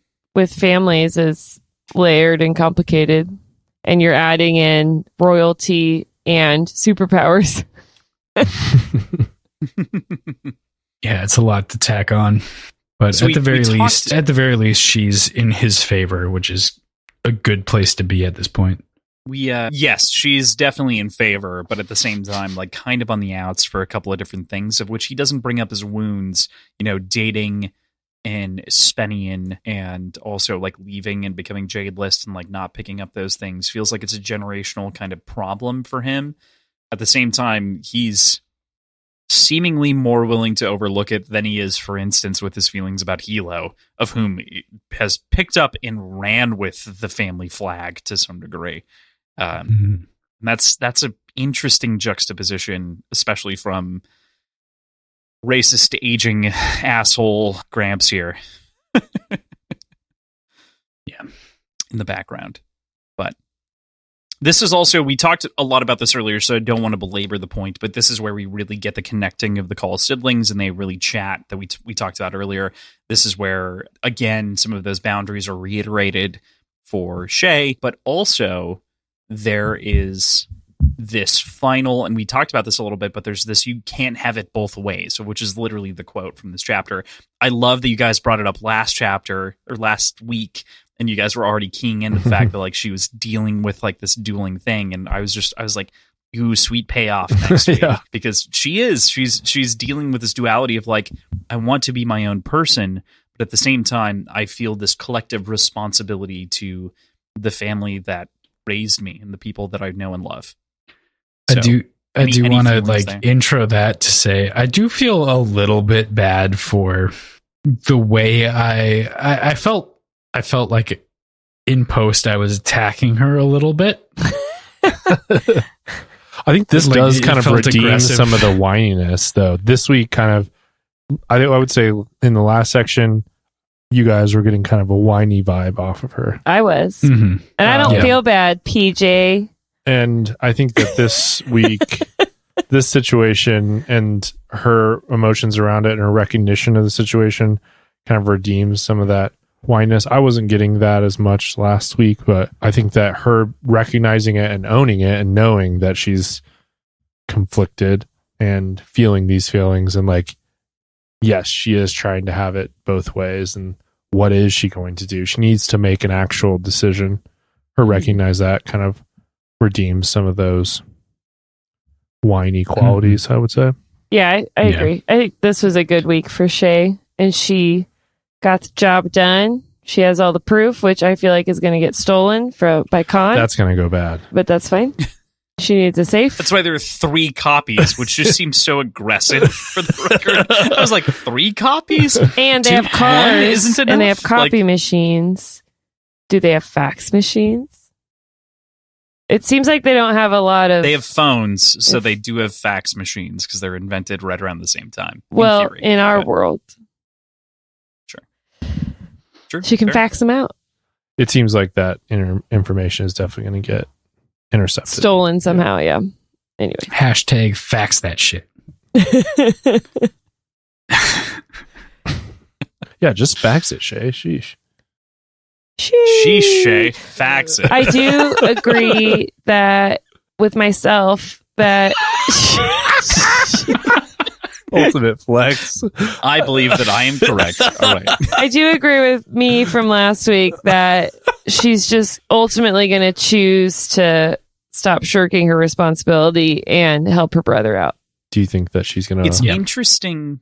Oh, go ahead. It's interesting that you think of it as shirking a responsibility versus that's like my interest in your argument. Is it like to be a member of the Yakuza, if you choose not to like take part in that violence, but your family does and they still like warrant you being around, And you is it still shirking a benefit responsibility? from being a part of that prestigious family? She actively is. She, at the end of this chapter, she's actively like facing that down to some degree, right? Like she's like, Yeah. I don't feel the need, like I don't feel like it's right to benefit from this. At the same time, if I do, like I feel like I should be contributing because I know all these things. So my core point being though is that where do you actually put that guilt on like an emotional chart? Like where on the doll did this hurt you as a clan member of a gang? I guess. I think once Doru, It's tough. once Doru and Granda are dead and gone, then she'll be more excited about filling her Gang violence? role as a family member of this family. And I think you're totally right. I think Lon and Hilo Do definitely you think she has need an her. obligation to join a gang? It's not a gang. They're like It is literally a gang. Hilo's part is the gang. I guess my only rebuttal to that, my only rebuttal to this entire sort of line of questioning is if she didn't want to involve herself when she moved back to Keikon, why has she not adopted a different name? Like, why has she decided to maintain her call name, which is what ties her to all of this? Did she not take her husband? Didn't she marry the Aspinian? Or was that just a No. boyfriend? No. Okay. Boyfriend. Shithead boyfriend. Speaking, before I forget this thought, I thought it was interesting that Hilo was like, don't you want to be call make when? I was like, would you keep make? It's a good question. Just wondering. Not sure how the naming conventions work on that one. Yeah, that felt like more of a difference in Western, like modern Earth side Western naming conventions versus what this might be. It was interesting that the planet did get named in this section as Earth. That's true. Oh, in the interlude? Yep. Yeah. I didn't notice that. Are we on Earth? We are on Earth. Not the Earth that we know. Okay. Just for the record. It's like a yeah. different Earth. A different But Milky it is Way. named the same. Yeah. I think it's important to recognize it as a proxy in a lot of ways. Like there are obvious proxies that will become clear over time. I'm not going to make any assumptions for you, but that it is similar and different at the same time. Nothing is meant to be the same, but it's meant to be evocative of the same kind of things. So, But back to Shay, I think that she will at some point be more involved in the family. I think that she has a right to return to the country, not be involved with gang violence or stealing. You're going hard on this gang thing. clan business. Just to Clan Yeah. business. clan. Clan. They're not gangs. It's the same difference. Well, I think I agree with you. She has a right to that, but she is not doing everything in her power to distance herself Right. from it. Sure. that's She also has the a right main- to like that's still see her family and hang out with them. But she's all like peeved that they didn't call her right away, and she's not like on the list of I don't think she people was to talk peeved. to. I think she just said this would be easier if I could do this, but I'm not doing it. No, she was That's that peeved. She was dueling side peeved of that things. like she had to call the house. She was like, I wouldn't have even known about any of this had I not called. Right. She's recognizing Hilo that. being injured. Yeah. Yeah. Right. Yeah, there is some element of that, but I think that's also I think the other side of this that I really want to bring up that I've reiterated a couple of times to some degree is like Lon is actually being a very emotionally healthy individual by keeping those boundaries for her and like allowing for her to make the choice, which is an incredible thing to do as a character. Yeah. And I can't think of any character that like places more guilt. Often it's that character that places guilt for someone to make a choice. Instead, what Lana's doing is giving the opportunity to see, but at the same time, you don't have to choose. You don't have to make the choice all the time. It's not directly influencing. Conspiracy Corner, I get it. I understand. I get it. They're the subtle influences that might be happening in the Jade Mines. I understand. But I think that Lon is doing a really good job of threading that needle of being an influence without demanding that she becomes a part of the clan again. Unlike Coulson or like Hilo, of whom are like, what the fuck are you doing? I Mhm. agree. Confronting it very directly. Lon's a very good We love Lon. big brother. Good boy. And then Hilo even felt left out. He's like, she was helping you and you didn't tell me. I would have been nicer to her. Poor Hilo. Would he have been? I don't know if Probably I believe that. Yeah. That sounds like bullshit. Yeah. I still to a certain degree believe that Lon knows her working in proximity to Raw Jade gives a higher percent chance of her wanting to come back and join the clan. I don't know if it's like a primary motivation, but I think that he's smart enough to know that that's going to be a side effect of these missions that he's sending her on. All right. I want to say this week, chapters 21 and chapter 22 are my favorites because it gets into so much of that character drama that really gets us invested in these people more and more and more, and really makes it clear on the side of what you guys were talking about with some ambiguity in the first two sections. This is where we lock in on the POVs and we lock in on the characters in these moments. And so I love it. I also love the action sections that we get this week, but man, I love chapters 21 and 22. They're great. With that, Honor Life Jade. Chapter 22, Honor, Life, and Jade. After Shay leaves, Lon and Hilo discuss Doru, Lon's new Jade, how he and his body are reacting to it, and Hilo asks for and receives his brother's permission and blessing to marry Mate Wen. So, cook. That's what I want y'all to do. There is something super fucked about this Jade. I was wondering the same thing. It's poisonous. It seems bad. He's like, or I also wonder, is it because Lon was already on the edge of breaking because he's like losing sleep, he can't tell anyone about it, and then this like pushes Because him. like Doru knows about that and he's feeding information to the mountain. I don't know, but if it was like poison Jade, wouldn't that have made Gom not be able to like fight as well or something? I don't know. Seems like the jade is bad. It seems like this is a plant of some sort. I would agree. I'm very suspicious of this. This seems like they gave this dude up for To a like reason. push Lon into Yeah. insanity or something. This for whatever reason, like I have this notion in my head that in the future I'm going to be disappointed that these characters didn't see this for what it was. Yeah, Like I don't know why that's sticking in my head, but So you're angry about dramatic irony? well, we don't have dramatic irony. No, I feel you're like this is preempting something your that's upset. not dramatic irony. I feel like this is something that they should be aware of. Oh, the poisoning of Jade. Sure. And The suggestion of the poisoning of Jade. and they're Bad Jade. You're being preemptively mad about something It's that you don't kryptonite. know definitively. I know. I know I shouldn't be like this. I know I shouldn't have this in my mind, but for some reason I have a premonition that this is going to be something that frustrates me in the future. Yeah. You're on that Brandon Sanderson crack for some reason. You just can't get off the everything is explained right away. Not that everything is explained right away, it's but just that this is something that hasn't ever come into play before. Like this doesn't. Totally. I can't explain that. Maybe another reason that it isn't jiving.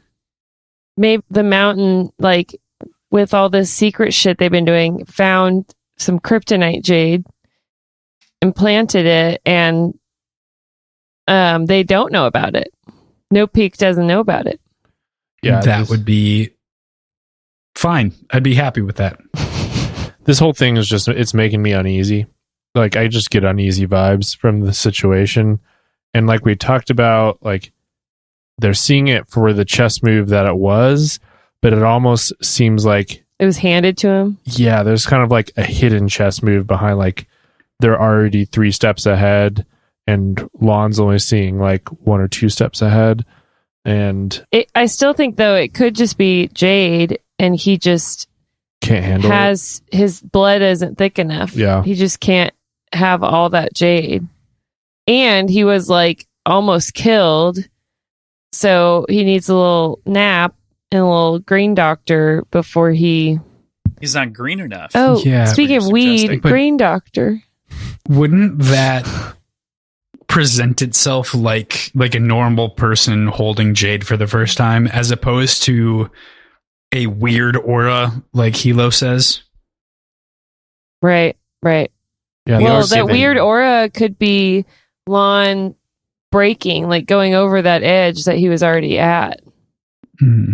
She does. But it says it's like pulsing. Yeah, I think she does a good job of kind of like making us suspicious of that situation, but also kind of pulling back on some of it. Like, it is just a reaction to the new Jade and like having more Jade and the fight.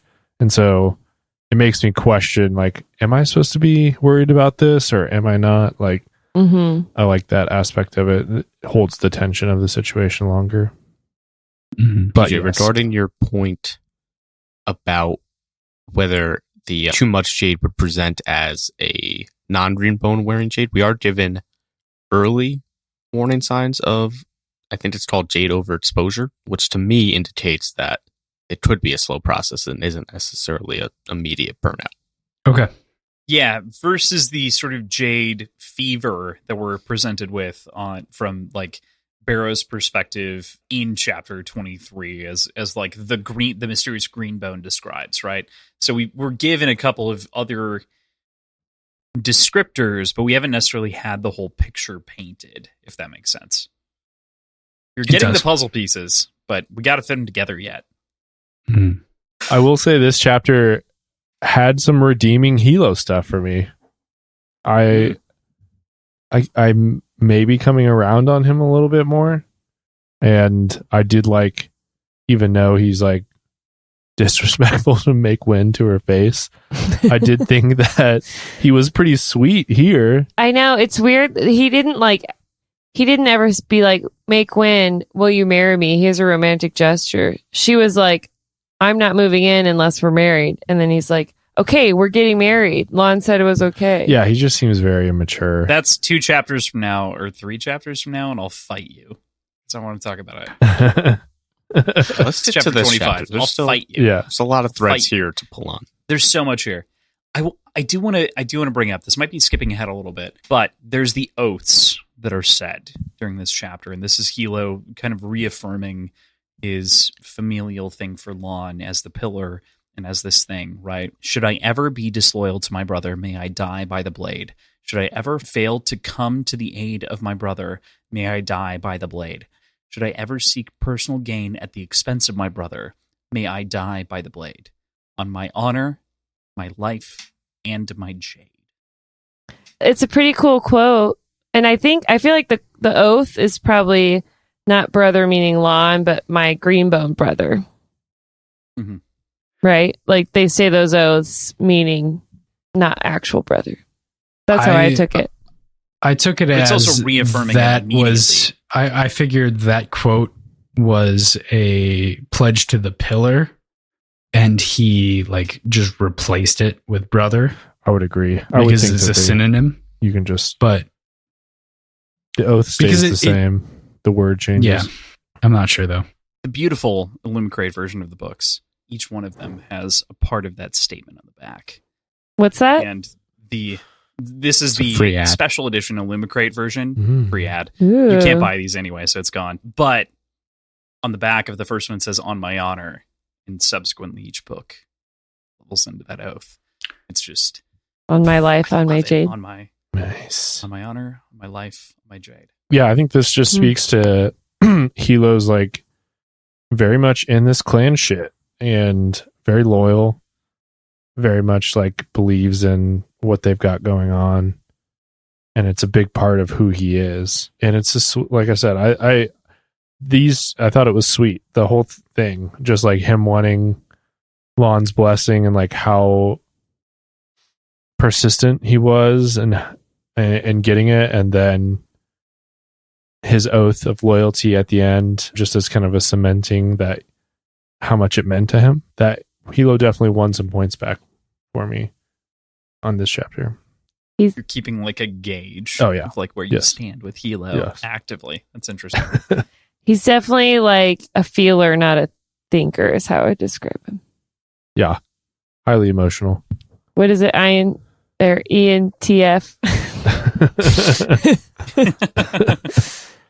Personality types. But yeah, I thought As an INTJ, I collectively disagree with Hilo's entire approach. I think that, and once he does that big gesture and Lon's kind of taken aback, then he's like smiling without a care in the world. He's like, perfect. It's all good now. Yeah. Just shows that he's a feeler. He's feeling good. Gonna go tell Make when that she's gonna feel good. Yeah, the dichotomy of him being like very sweet about how much he loves her and cares about her and wants to protect her in this chapter versus the way he actually treats her Or talks to her. and talks to her is interesting. That's just like as a sign of like a very immature person, I feel like. Yeah, I'm does not curious. talk to her Sorry. well. No, you're good. Pause, Jamie. Gave me pause. Given this recent Hilo discourse, what do we make of his reaction to Lon's new Jade? I know we touched on, he says it's pulsating aura, but there's a little more there. What do you mean? So he's going out of his way to be like, you don't have to wear this. Like, people have different opinions of what our Jade ability should be. So, like, where do we think his concern comes from? Hilo's concern? Yeah. I feel like it's genuine brotherly love. I would agree. It's like genuine Genuine care. protection. Yeah. And not anything other than that. Like, I don't think there's anything nefarious there. He's just like, is really like, whoa, man, I think you pushed yourself too far. Like, you need to Yeah. take a step back. Need a nap. Yeah. And he wants I totally like, agree. and he's like, you already proved yourself. You don't have to like wear the jade, you know? Mm-hmm. Seems like it's doing something weird to you. So like, chill. But Lon's like, oh, I do. And he, in the end of this chapter, recognizes himself that Yeah. like he's exhibiting these symptoms. But I still think there's something more to it. Yeah, I've got my eye on that jade for sure. Yeah, it's making him like envious that Hilo has more jade, and he's like it's almost like, why do you care now? Like, I've always had more jade. Yeah. Yeah. And I'm It's supposed my to. role. Yeah. Yeah. Like I'm supposed to be the guy with the jade. Be stacked with Yeah. jade. Be fucking fit out. It does make me wonder That's why I if there's embedded some it into sort my of collar gold. Is there some sort of gold embedded in these jade pieces? Mm-hmm. Golden Is that jade. where this is coming? Yeah. Never together. I like Scheme. that. I like it. AJ, are you going to take a bet on that? Yep. He's drinking before he's wrong. drinking to seal the bet. What's the Gambler hotline for Minnesota? Actually, What's the Gambler hotline for North Carolina? This guy's laying down bets left and right. I don't actively gamble, but I understand. 1-800-777-7777. 8675309. 7 on red. I Stop. believe you can pretty much call NC. like 1-800-BETS-OFF pretty much anywhere. Yeah. Hmm. For anybody that's Makes sense. got My- a gambling problem. My bet, Actually, yeah. my bet is that good it's, to have an actual answer. Sorry, Aaron. my bet is that it's like kryptonite. It's like poisoned Poisoned Jade, huh? because kryptonite's green. Not wrong. Fair enough. Ben, you don't have to make a bet. I'm not. But Yeah, I'm not. the other I'm two not betting have on this. made a bet. If I was going to You're not bet, betting on I this? would jump on PJ's bet. That's Golden Jade. Are you going to jump in on people's Sure, bet? why not? Bet a drink? Yeah. Okay. There's a third option, which is that it's just too much jade, and his blood isn't thick enough. I don't want to believe that about my Lanny boy. Your Lanny He's boy, got My Lanny thin boy. blood. thin ass blood, Lan. Lunch and Thin one. ass blood.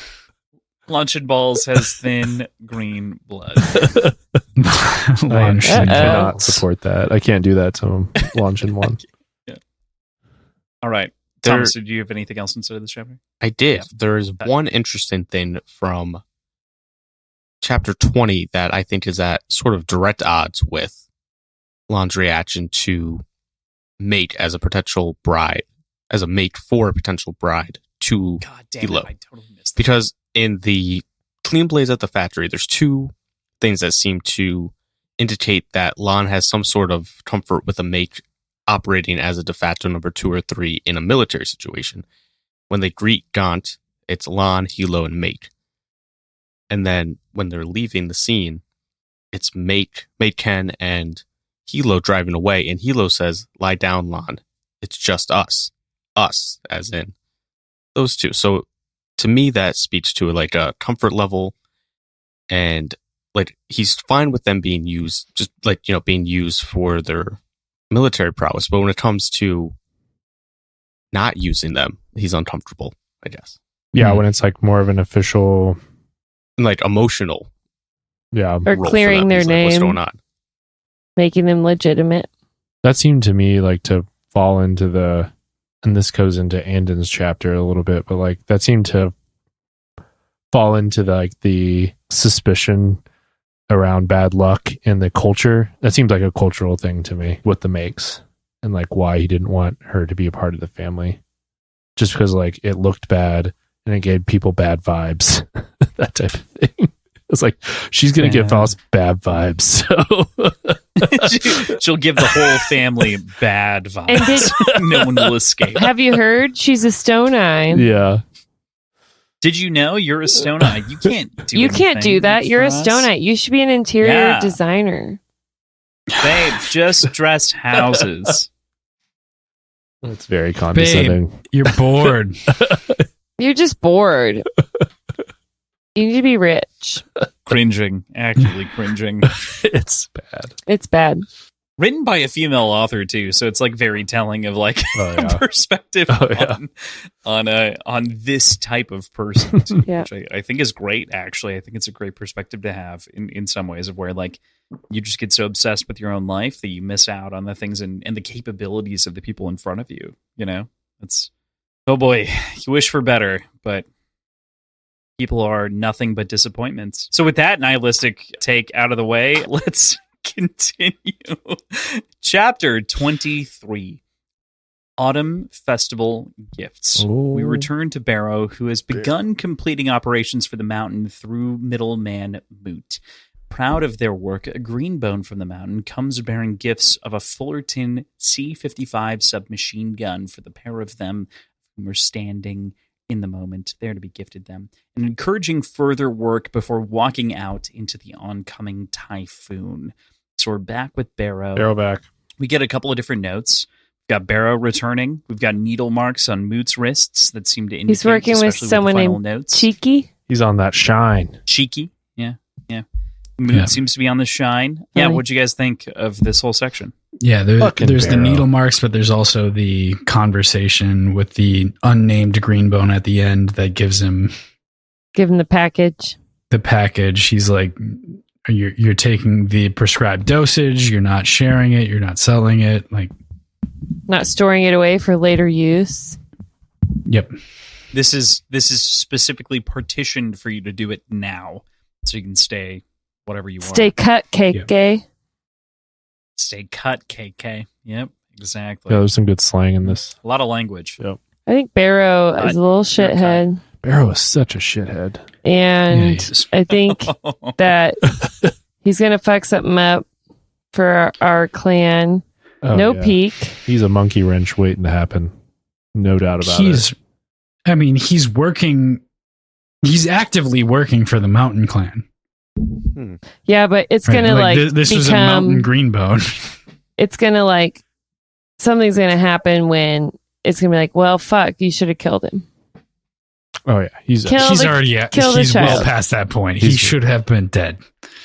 We already know that that's happening for show. But yeah, I agree. He's going to actively become a thorn in the sides of the No Peak clan.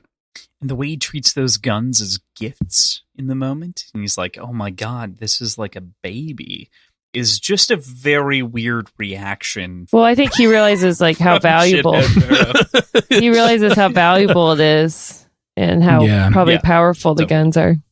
I took that more as a commentary on gun culture in KCON and in Janloon in general. Of this is much less common than what we're totally. It's not America. That's for sure. Yeah. It could be 1950s, 60s, 70s America, but we don't really know. He's also a young man. So, young men typically uncomfortable handling babies. So another possible read. Baby in the gun. Yeah. Ooh, I like that, yeah. Do, baby in the gun. Here comes, I say. Nope. It's all right. Cut. Weird. It's a shitty Beatles joke. I don't even like the Beatles. You ever heard of the Beatles? How dare you? I love the cut weird. That's so fucking good. 10. Iconic Crossland is weird Crossland. I was going to say before the serenade that it's interesting that he's saying, it's interesting that the Greenbone guy is saying, don't worry, Moot will teach you how to use it. So clearly these kids haven't handled guns like this. He's only ever handled his pocket gun that he lost in his first attempt. In a bathroom.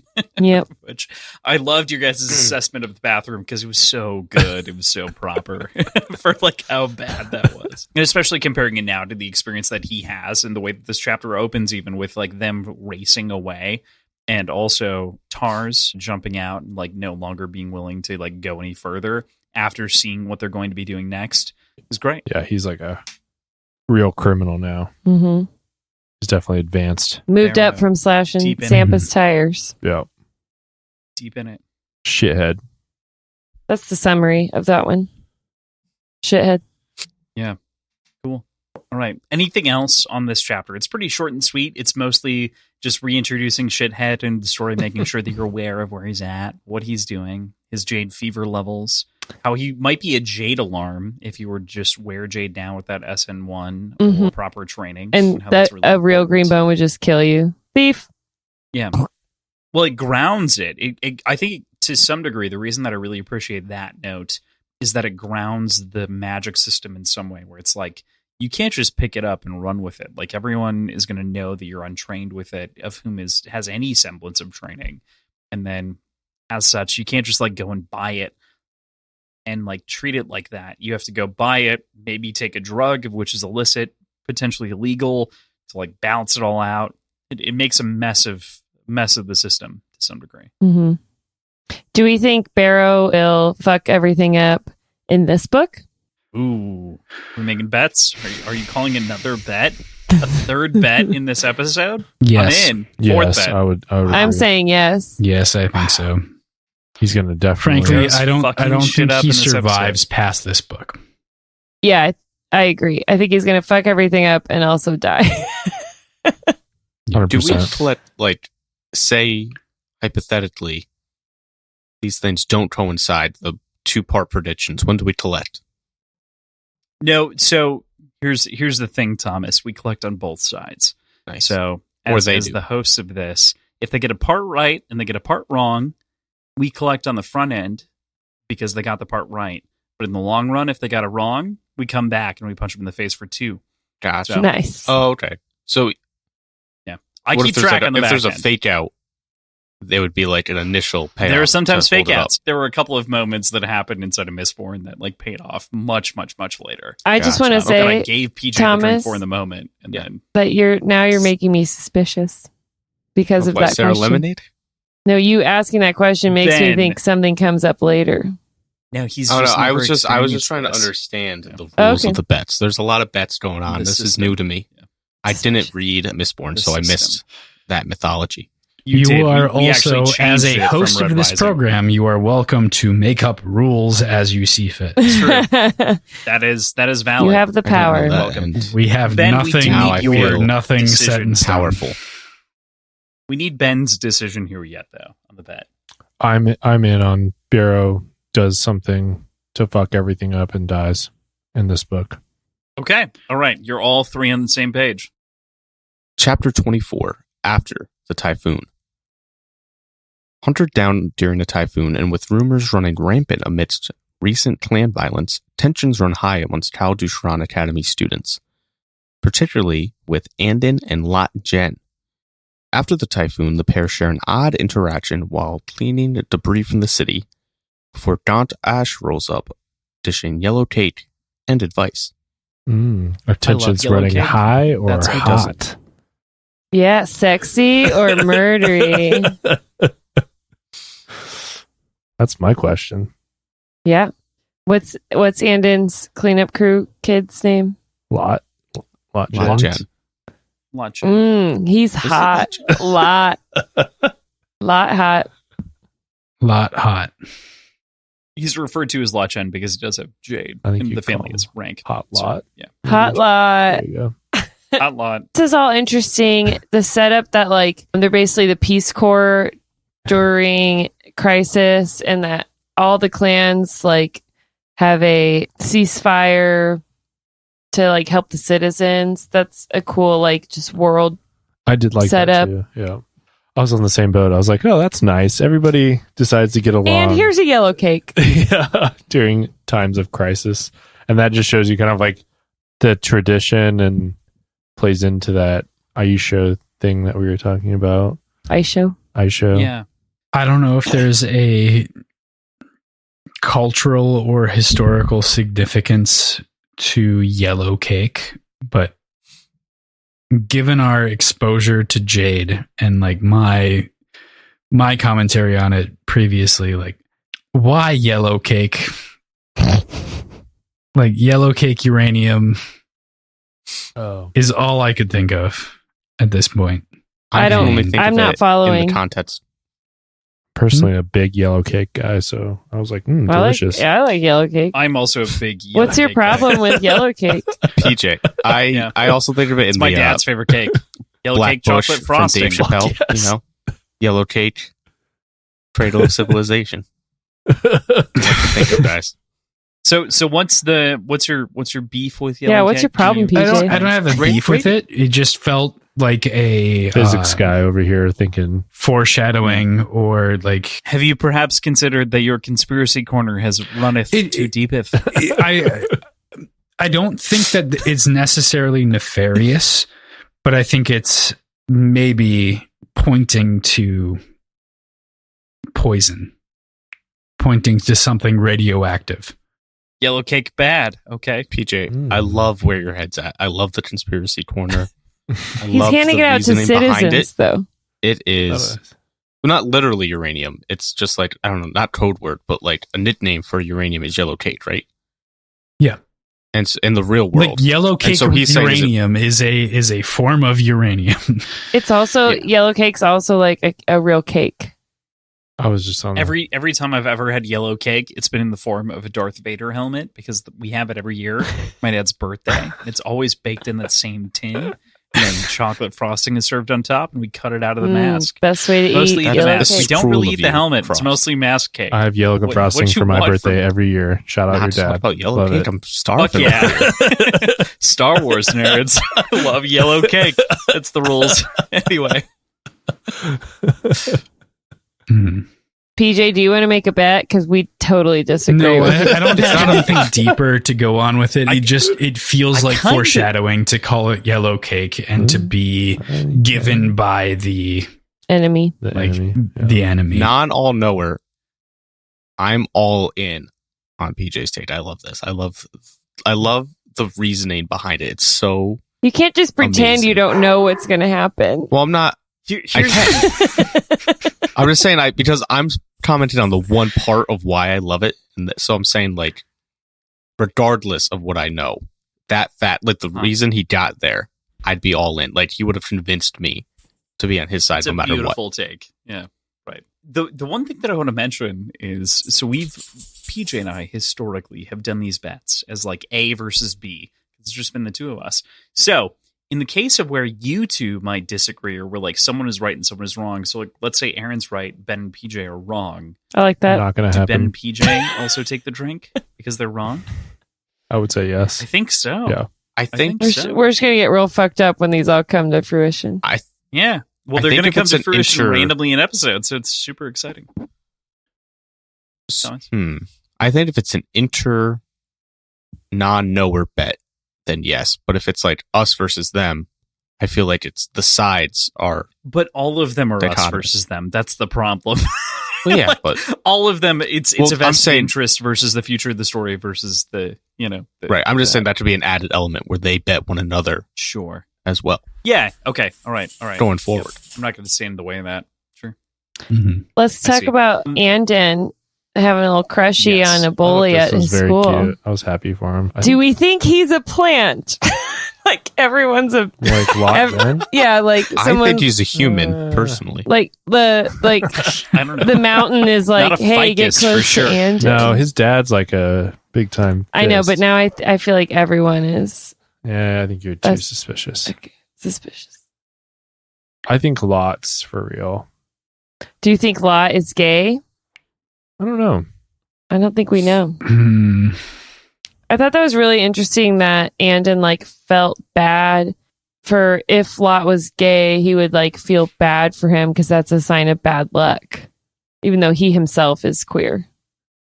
But he was already like, my family's already fucked. So Yeah, but that shows like real compassion yeah. for his I felt situation. like Yeah. this entire scene did a really good job of putting us into the headspace of a paranoid Yeah. teenage boy who has a crush on somebody and is Yeah. trying to find signs in any direction. Like, did he just look at me Yeah. longer than normal? Yeah. I loved it. The swiftness to be on the side of a pickup relay ball game. It was like, maybe you're just good at relay ball, my dude. yeah. You're the number one like rated like student at the school. You're probably pretty athletic. You're gonna crush relay ball.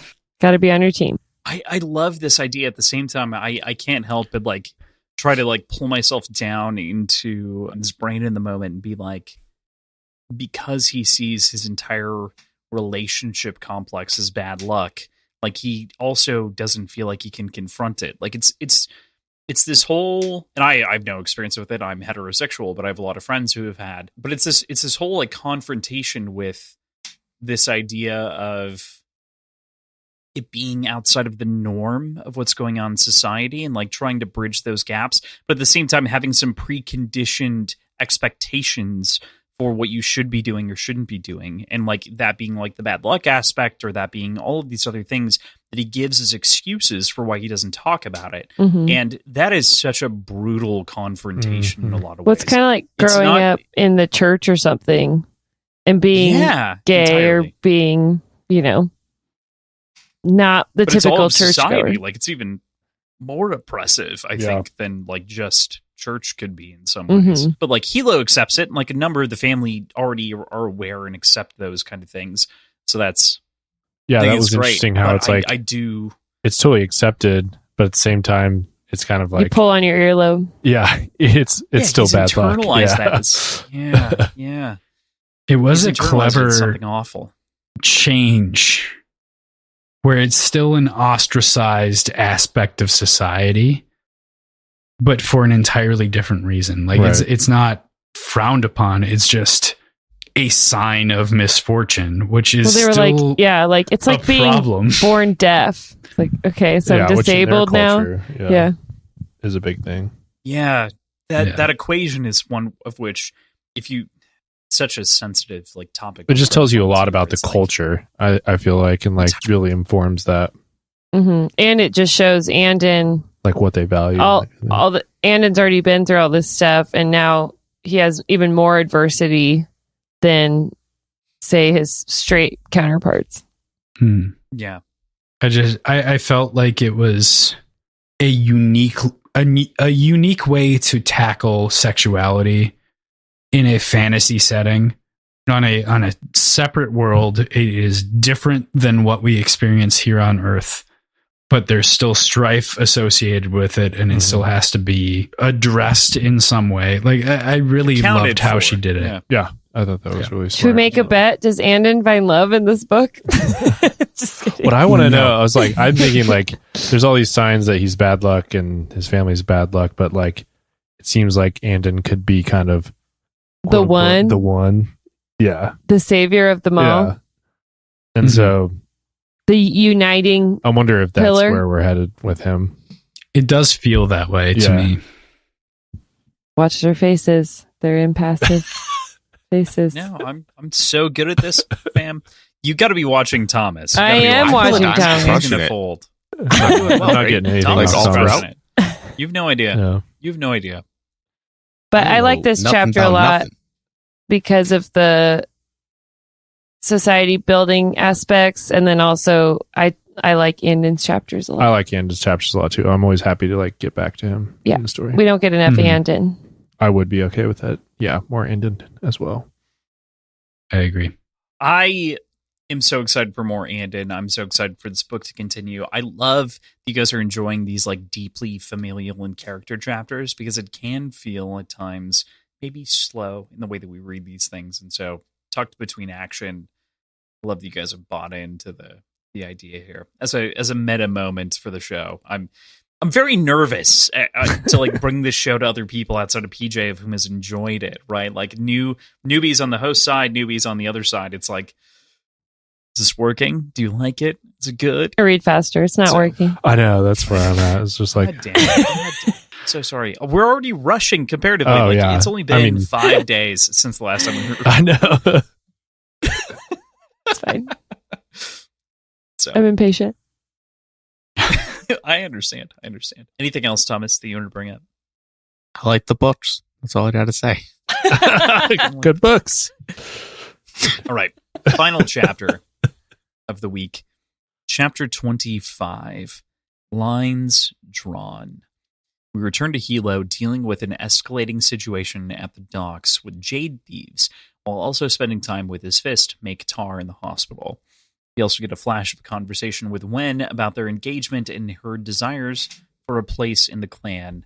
We finally end on the frustration that Hilo feels as the horn of the clan, needing to handle so much stress as an individual.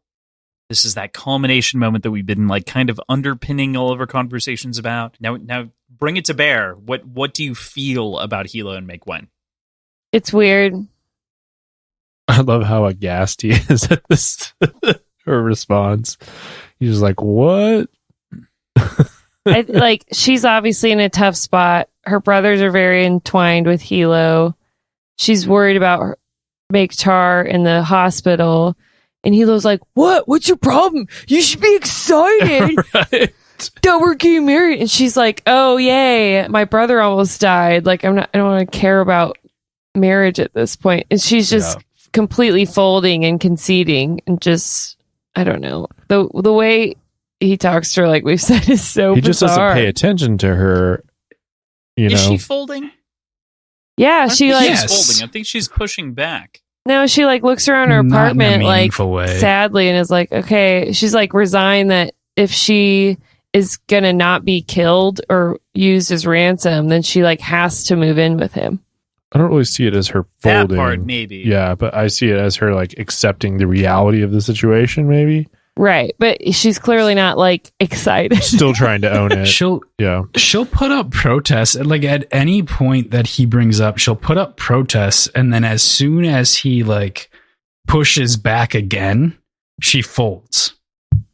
Yeah. I mean, she doesn't argue in any meaningful way that actually stands up to any sort of argument. Like she'll try to push back a little bit, and he's like, "No, we're fine. You're going to be protected just by bored. the call house." Yeah. Yeah, Well, he or just he'll doesn't entirely listen. change the conversation. Like she's think that's not the in thing. a Like, situation where she's actually meaningfully pushing against anything that he's saying that she disagrees with. Yeah. Like Hilo is a tidal wave and she's Right. He doesn't listen. She's at all. a boat and She's she's a getting pushed current. around. Yeah. She tries, but yeah, he's a stone wall at that point. She's a stone eye, he's a stone wall. Mm-hmm.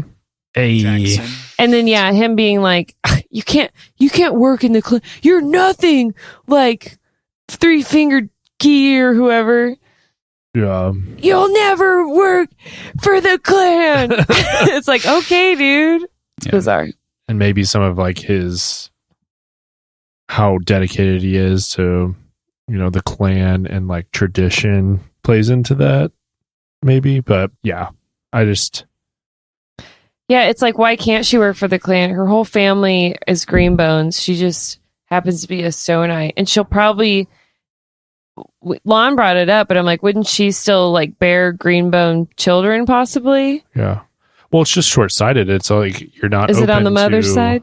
opportunities and ideas that come up. Like maybe she could be an asset. Like how could she be an asset in a different way than like you're only seeing things through this like green bone lens? You have to be a green bone to help the clan. It's myopic. Yeah. It's totally myopic. Yeah. And he is not seeing her for what she is and what she can do, and he doesn't actually see her as like a human being and doesn't listen to her. I know. It's not a healthy relationship. Yeah, it's tough. I thought that he was coming around in that in that chapter where he's talking to Lon, because he was very caring, I thought, and just like he came across very concerned for her, and then you lose all of it again. Mm-hmm. Yeah, he just becomes more possessive. Yeah. So you're saying you felt the concern earlier, but not now as much? Well, it's coming out in the wrong way. Like in the conversation with Lon, like it felt like genuine concern, and it felt sweet, and just like he really loves this person. Of course I love her. And wants to protect her, wants to do what he feels like is best for her. But then when it's come time to like have that conversation with her, he doesn't listen to anything that she says, doesn't listen to anything that she wants to do. It's only about his concern and making sure that he feels okay about where she's at, and then his like paranoia or anxiety about the situation, and it has nothing to do with her. And so you kind of lose that thread that of like loving care that came across in the conversation with Lon. Mm-hmm. Well said. Yeah, I agree. I love that. I love that comparison. I think the one that I draw more closely, because of the way that luck is ascribed over the course of the book so far, is between Mikwyn and Andon, right? And I think about Hilo's relationship with those two people as individuals when they're both considered equally unlucky in their own ways. As we approach Andon, we see this sort of brotherly, warm relationship of like, I don't give a shit about like what's gone on with you in the past, or like what you like, or like your family, because you were one of us. And on the other side of that, I see Hilo being very defensive because of a more immediate relationship with Mikwyn, where he's like leaning into some of these traits a little bit more. And he's like, That is really it's not interesting. necessarily the unlucky nature, but they both have that trait between the two of them. That's an interesting diagram to draw. Yeah. I was just curious in your guys' He's much more thoughts willing to like comparing play that Andon. card with Mikwyn, Mm-hmm. but he won't play it with Andon. And Yeah, I like that a lot. That's really interesting to think about for sure. And that must be, I would assume, because like he considers him part of the family, and so like But kind of gives him a free exactly. Like she is the family, yeah. right? Well, I think So there's being a green bone, I think that's probably what it is. Yeah. He's like, I don't care if you're gay, but he does care if you're a green bone. Yeah. The green bone aspect of it is, I think, what ultimately provides him with the like giving respect to Andon and having less respect for Make Win. Mm-hmm. I think that's a good call. Thomas turned into a microphone. Thomas leaned back to text just me, ruminating. Take it all in. Yeah. You're like the lamp from Pixar. No, I was like the eye. Got my ass kicked. Sorry, I derailed. But yeah, I don't know. It'll be interesting to see if Make Win ever gets anything she actually wants in the way she wants it, or if she's just going to be pushed around by Hilo the whole time. Yeah. We're all traumatized staring at our microphones when we say the next word. I do want to mention, I love this quote. We've already talked a lot about this, but in response, Make One really comes into her own here in my mind. We talked about this earlier, responding to Hilo's aghast response calmly, saying, should I be womanishly thrilled about dress shopping and banquet planning and what, while others plan the murder of my fiance and my brothers? And that is just that is like truly like an in-tone note for me that shows that Make Wen is so in tune with clan life without being a member or a green bone or anything else. Is like she knows and she's very cognizant in like a way that Shay isn't by comparison. She's in it in some degree that we have other characters that aren't that deep in the well. See, Shay's throwing away her green boneness, and someone like Make Win could make wins out of. We needed to keep the puns going after last week. We love it. We love it. I do find it a little bit interesting that she uses the term fiance here, because as far as we can tell, and as far as like I can tell, this conversation is where like this is the proposal essentially. Like this is where she's made known that they're engaged. She's like, Lon said it was okay. It's like, great.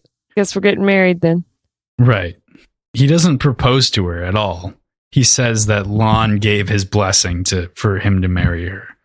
And maybe there's a behind the scenes, like, I'd love to marry you if Lon says it's okay.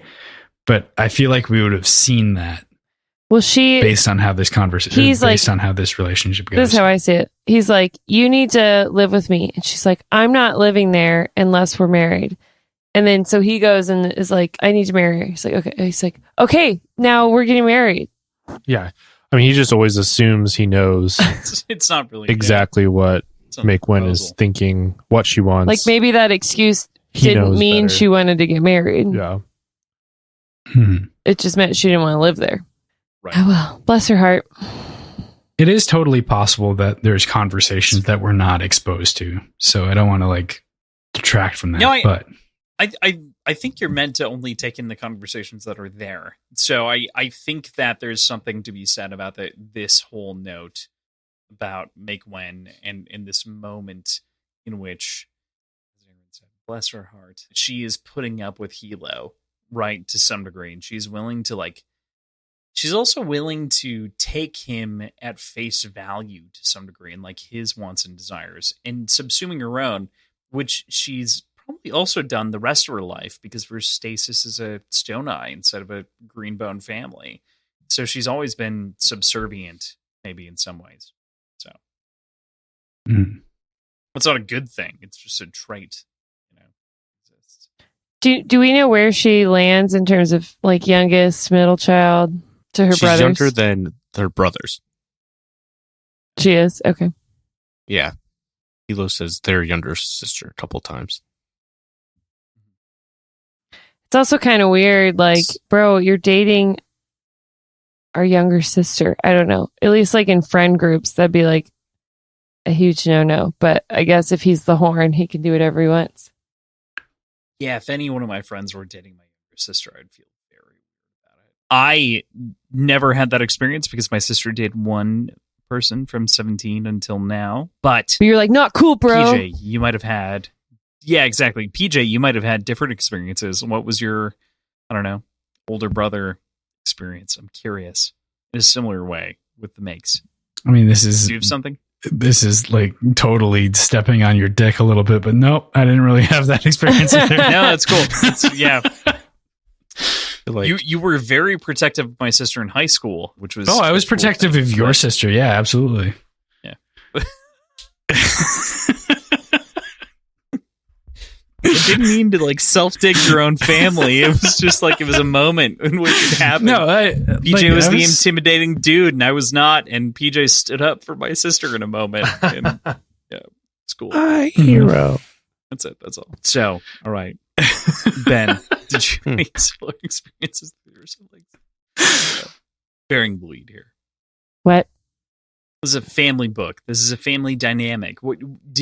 Have you guys ever experienced something similar with a relationship in which you're witnessing someone else in your family going through it and your reaction therein? I have not. I'm the younger brother. I know I'm the younger sister. I had crushes on my brother's God friends, damn it. but they were like 2.5 years older. Yeah, my sister didn't date much. I don't know. you know, But it is a this weird might be a hot take. power dynamic with him being the horn. Right. Yeah. Thomas, hot take. You know, hot take. I've always just been in favor of agency for women. If they want to date one of my friends, you know, let them cook. What am Wow, I to that is say? a hot take that Hilo doesn't share. But that the makes do share. The other makes do share. You know? Like that's... Yeah, make Tar's like, you it's know I interesting. would fight for you even if you weren't dating my sister. Bro, just get me out of this fucking hospital. Bro, I'm so dying. I'm dying in the The bed. food here is disgusting. There's a final note here that I want to end on, which is we already talked about the kind of the way that this chapter ends, which is that just Hilo is so stressed about the whole moment and situation. But what are your thoughts on Hilo also placing some blame on Shay being depressed for why she's like has this Jade withdrawal, is not willing to be a part of the clan? Do you think that that's real, or do you think that's a placed blame? And where is that said? 247, so I can read it here because I quoted it specifically. I don't remember that.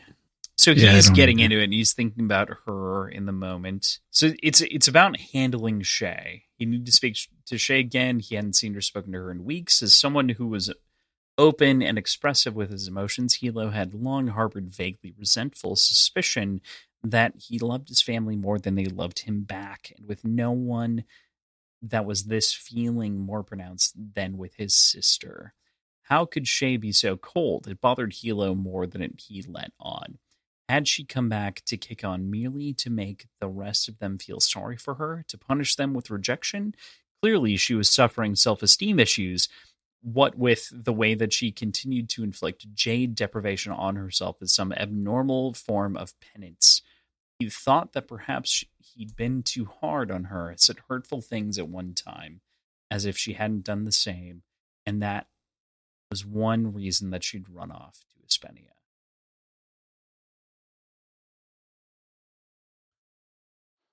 Feels like Hilo conjecture to me. Like, I don't know. Yeah. He's a feeler. He's He always insecure. feels like he knows everything, and he projects his feelings a lot of the time. Yeah, I don't think Shay's trying to like make everyone feel guilty. Or what was it? It was guilty. Yeah. It was guilt. No, I think Jade he's just deprivation being is like a insecure. penance. Yeah. I think for him, Insecure, paranoid. Maybe he has too much He's Jade. being this is him being a good horn, I think.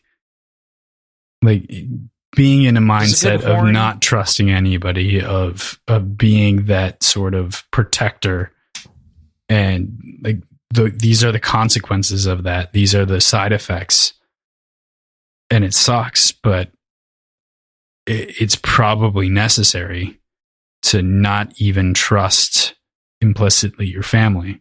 I have a closing thought here that I want to add in, which is, does making you a member of the triumvirate make you a good family member? Like, can you be a good family member while being a good member of the top tier of the clan? Is that a capable position that any of our characters find themselves in? I don't think they're mutually exclusive, but I don't know them well. I don't know the positions well enough to make a firm claim on that. Sure. Yeah, no bets here. It's not about bets. Not everything is about bets. This is a question. Lon seems like he's capable of being a good family member. I think it complicates those roles a lot, you know. Like, for sure. Yeah. So it's difficult. I mean, I think that's part of it. It's like Aaron was talking about earlier in the podcast, just that family ties, like it complicates everything and all your decision making and plays into it. So I don't necessarily agree. And to me, I think Hilo just like, and speaking about this quote, just he has a hard time understanding why anybody wouldn't want to wear Jade. And yeah, he just like, I do too, though. Like, doesn't compute for him. Just put on your Jade. I think that's natural for him just because he's so interwoven with that power and that dynamic, and he doesn't understand and doesn't want to understand anything but that. Aaron? I agree. Toronto. Yes. Good work, Aaron. We love your critical thought on the whole subject. Thank you. Yeah. It was great. Thomas, any other closing thoughts that you had on this week that you want to ask? I think based on the initial quote that you read, I would like to ask if we think Hilo is right that he loves his family more than they love him bad. I don't think he's right. I think he's just paranoid and insecure. His perception is warped. Yeah. I think that's it. He doesn't see the way that they love him. Yeah. And I think he's been a little maybe abused by the way his grandpa treats him, maybe. And he's like trying all the time to please everybody, and he's still like, it's your fault. So he's got a warped sense of like what your family owes you, or like what familial love is. You know, it's more wrapped up in duty and like his responsibility is more like, to the clan and tradition. All of his stuff to me feels like brutish and he's acting like the younger sibling. Like he's acting a little immature, I think. Yeah. Cool. All right. Well, with that, we close up the episode here. I'm super excited. I'm so glad this is our third episode. It's so cool to like have you guys all here. Thomas, did you have something? Sorry. Oh, I thought you were flashing a hand. This is so cool. We've gotten so much good feedback even on the first episode so far, which is like, this is so cool to like have everyone here to have this different perspective. We love you all dearly. We hope that you enjoy the show so much. So next week, we are reading chapters 26 through 31. Basically the same number of chapters, but hope you love it. 26 through 31. Cool. So with that, that's where we'll leave you for this week. Thank you, as always, to Tim and Andrew for helping us keep the show going. You can find our links in the show notes, where you can find a link to our Patreon, our previous episodes, our websites, our social media accounts, t-shirt stores, Howlerpod, Hikey Obsessed, everything, all of us, all in one very nice, easy little block of text. We'd like to make it easy on you, but at the same time, I have to ask Aaron. Aaron, can you tell people what happens if they don't leave a good review? If they could leave a review? They don't leave a good one? Leave a review, 5 stars only. If you don't give us 5 stars only, then we're going to poison you with bad Jade. Because it does exist. May or may not be a thing. It is in our world. We can give you lead Jade right now. But we're super glad, of course, to have everyone else on the podcast. You can find all those links for Words and Whiskey. You can find us at Words Whiskey Pod on Twitter, Instagram, and Reddit. You can send us an email at wordsandwhiskeyshow@gmail.com, patreon.com/words and whiskey. You can join the group here, and our t-shirts, as PJ had mentioned, are on TeePublic. You can also find HowlerPod and HowlerPod. You can find all of those links within the description for all of our shows here on the Atomic Pylon Media Network. We're so psyched. It's so cool. Thank you all for showing up to the show. Thanks. Bye. Bye. Thanks. Bye. Later. Bye.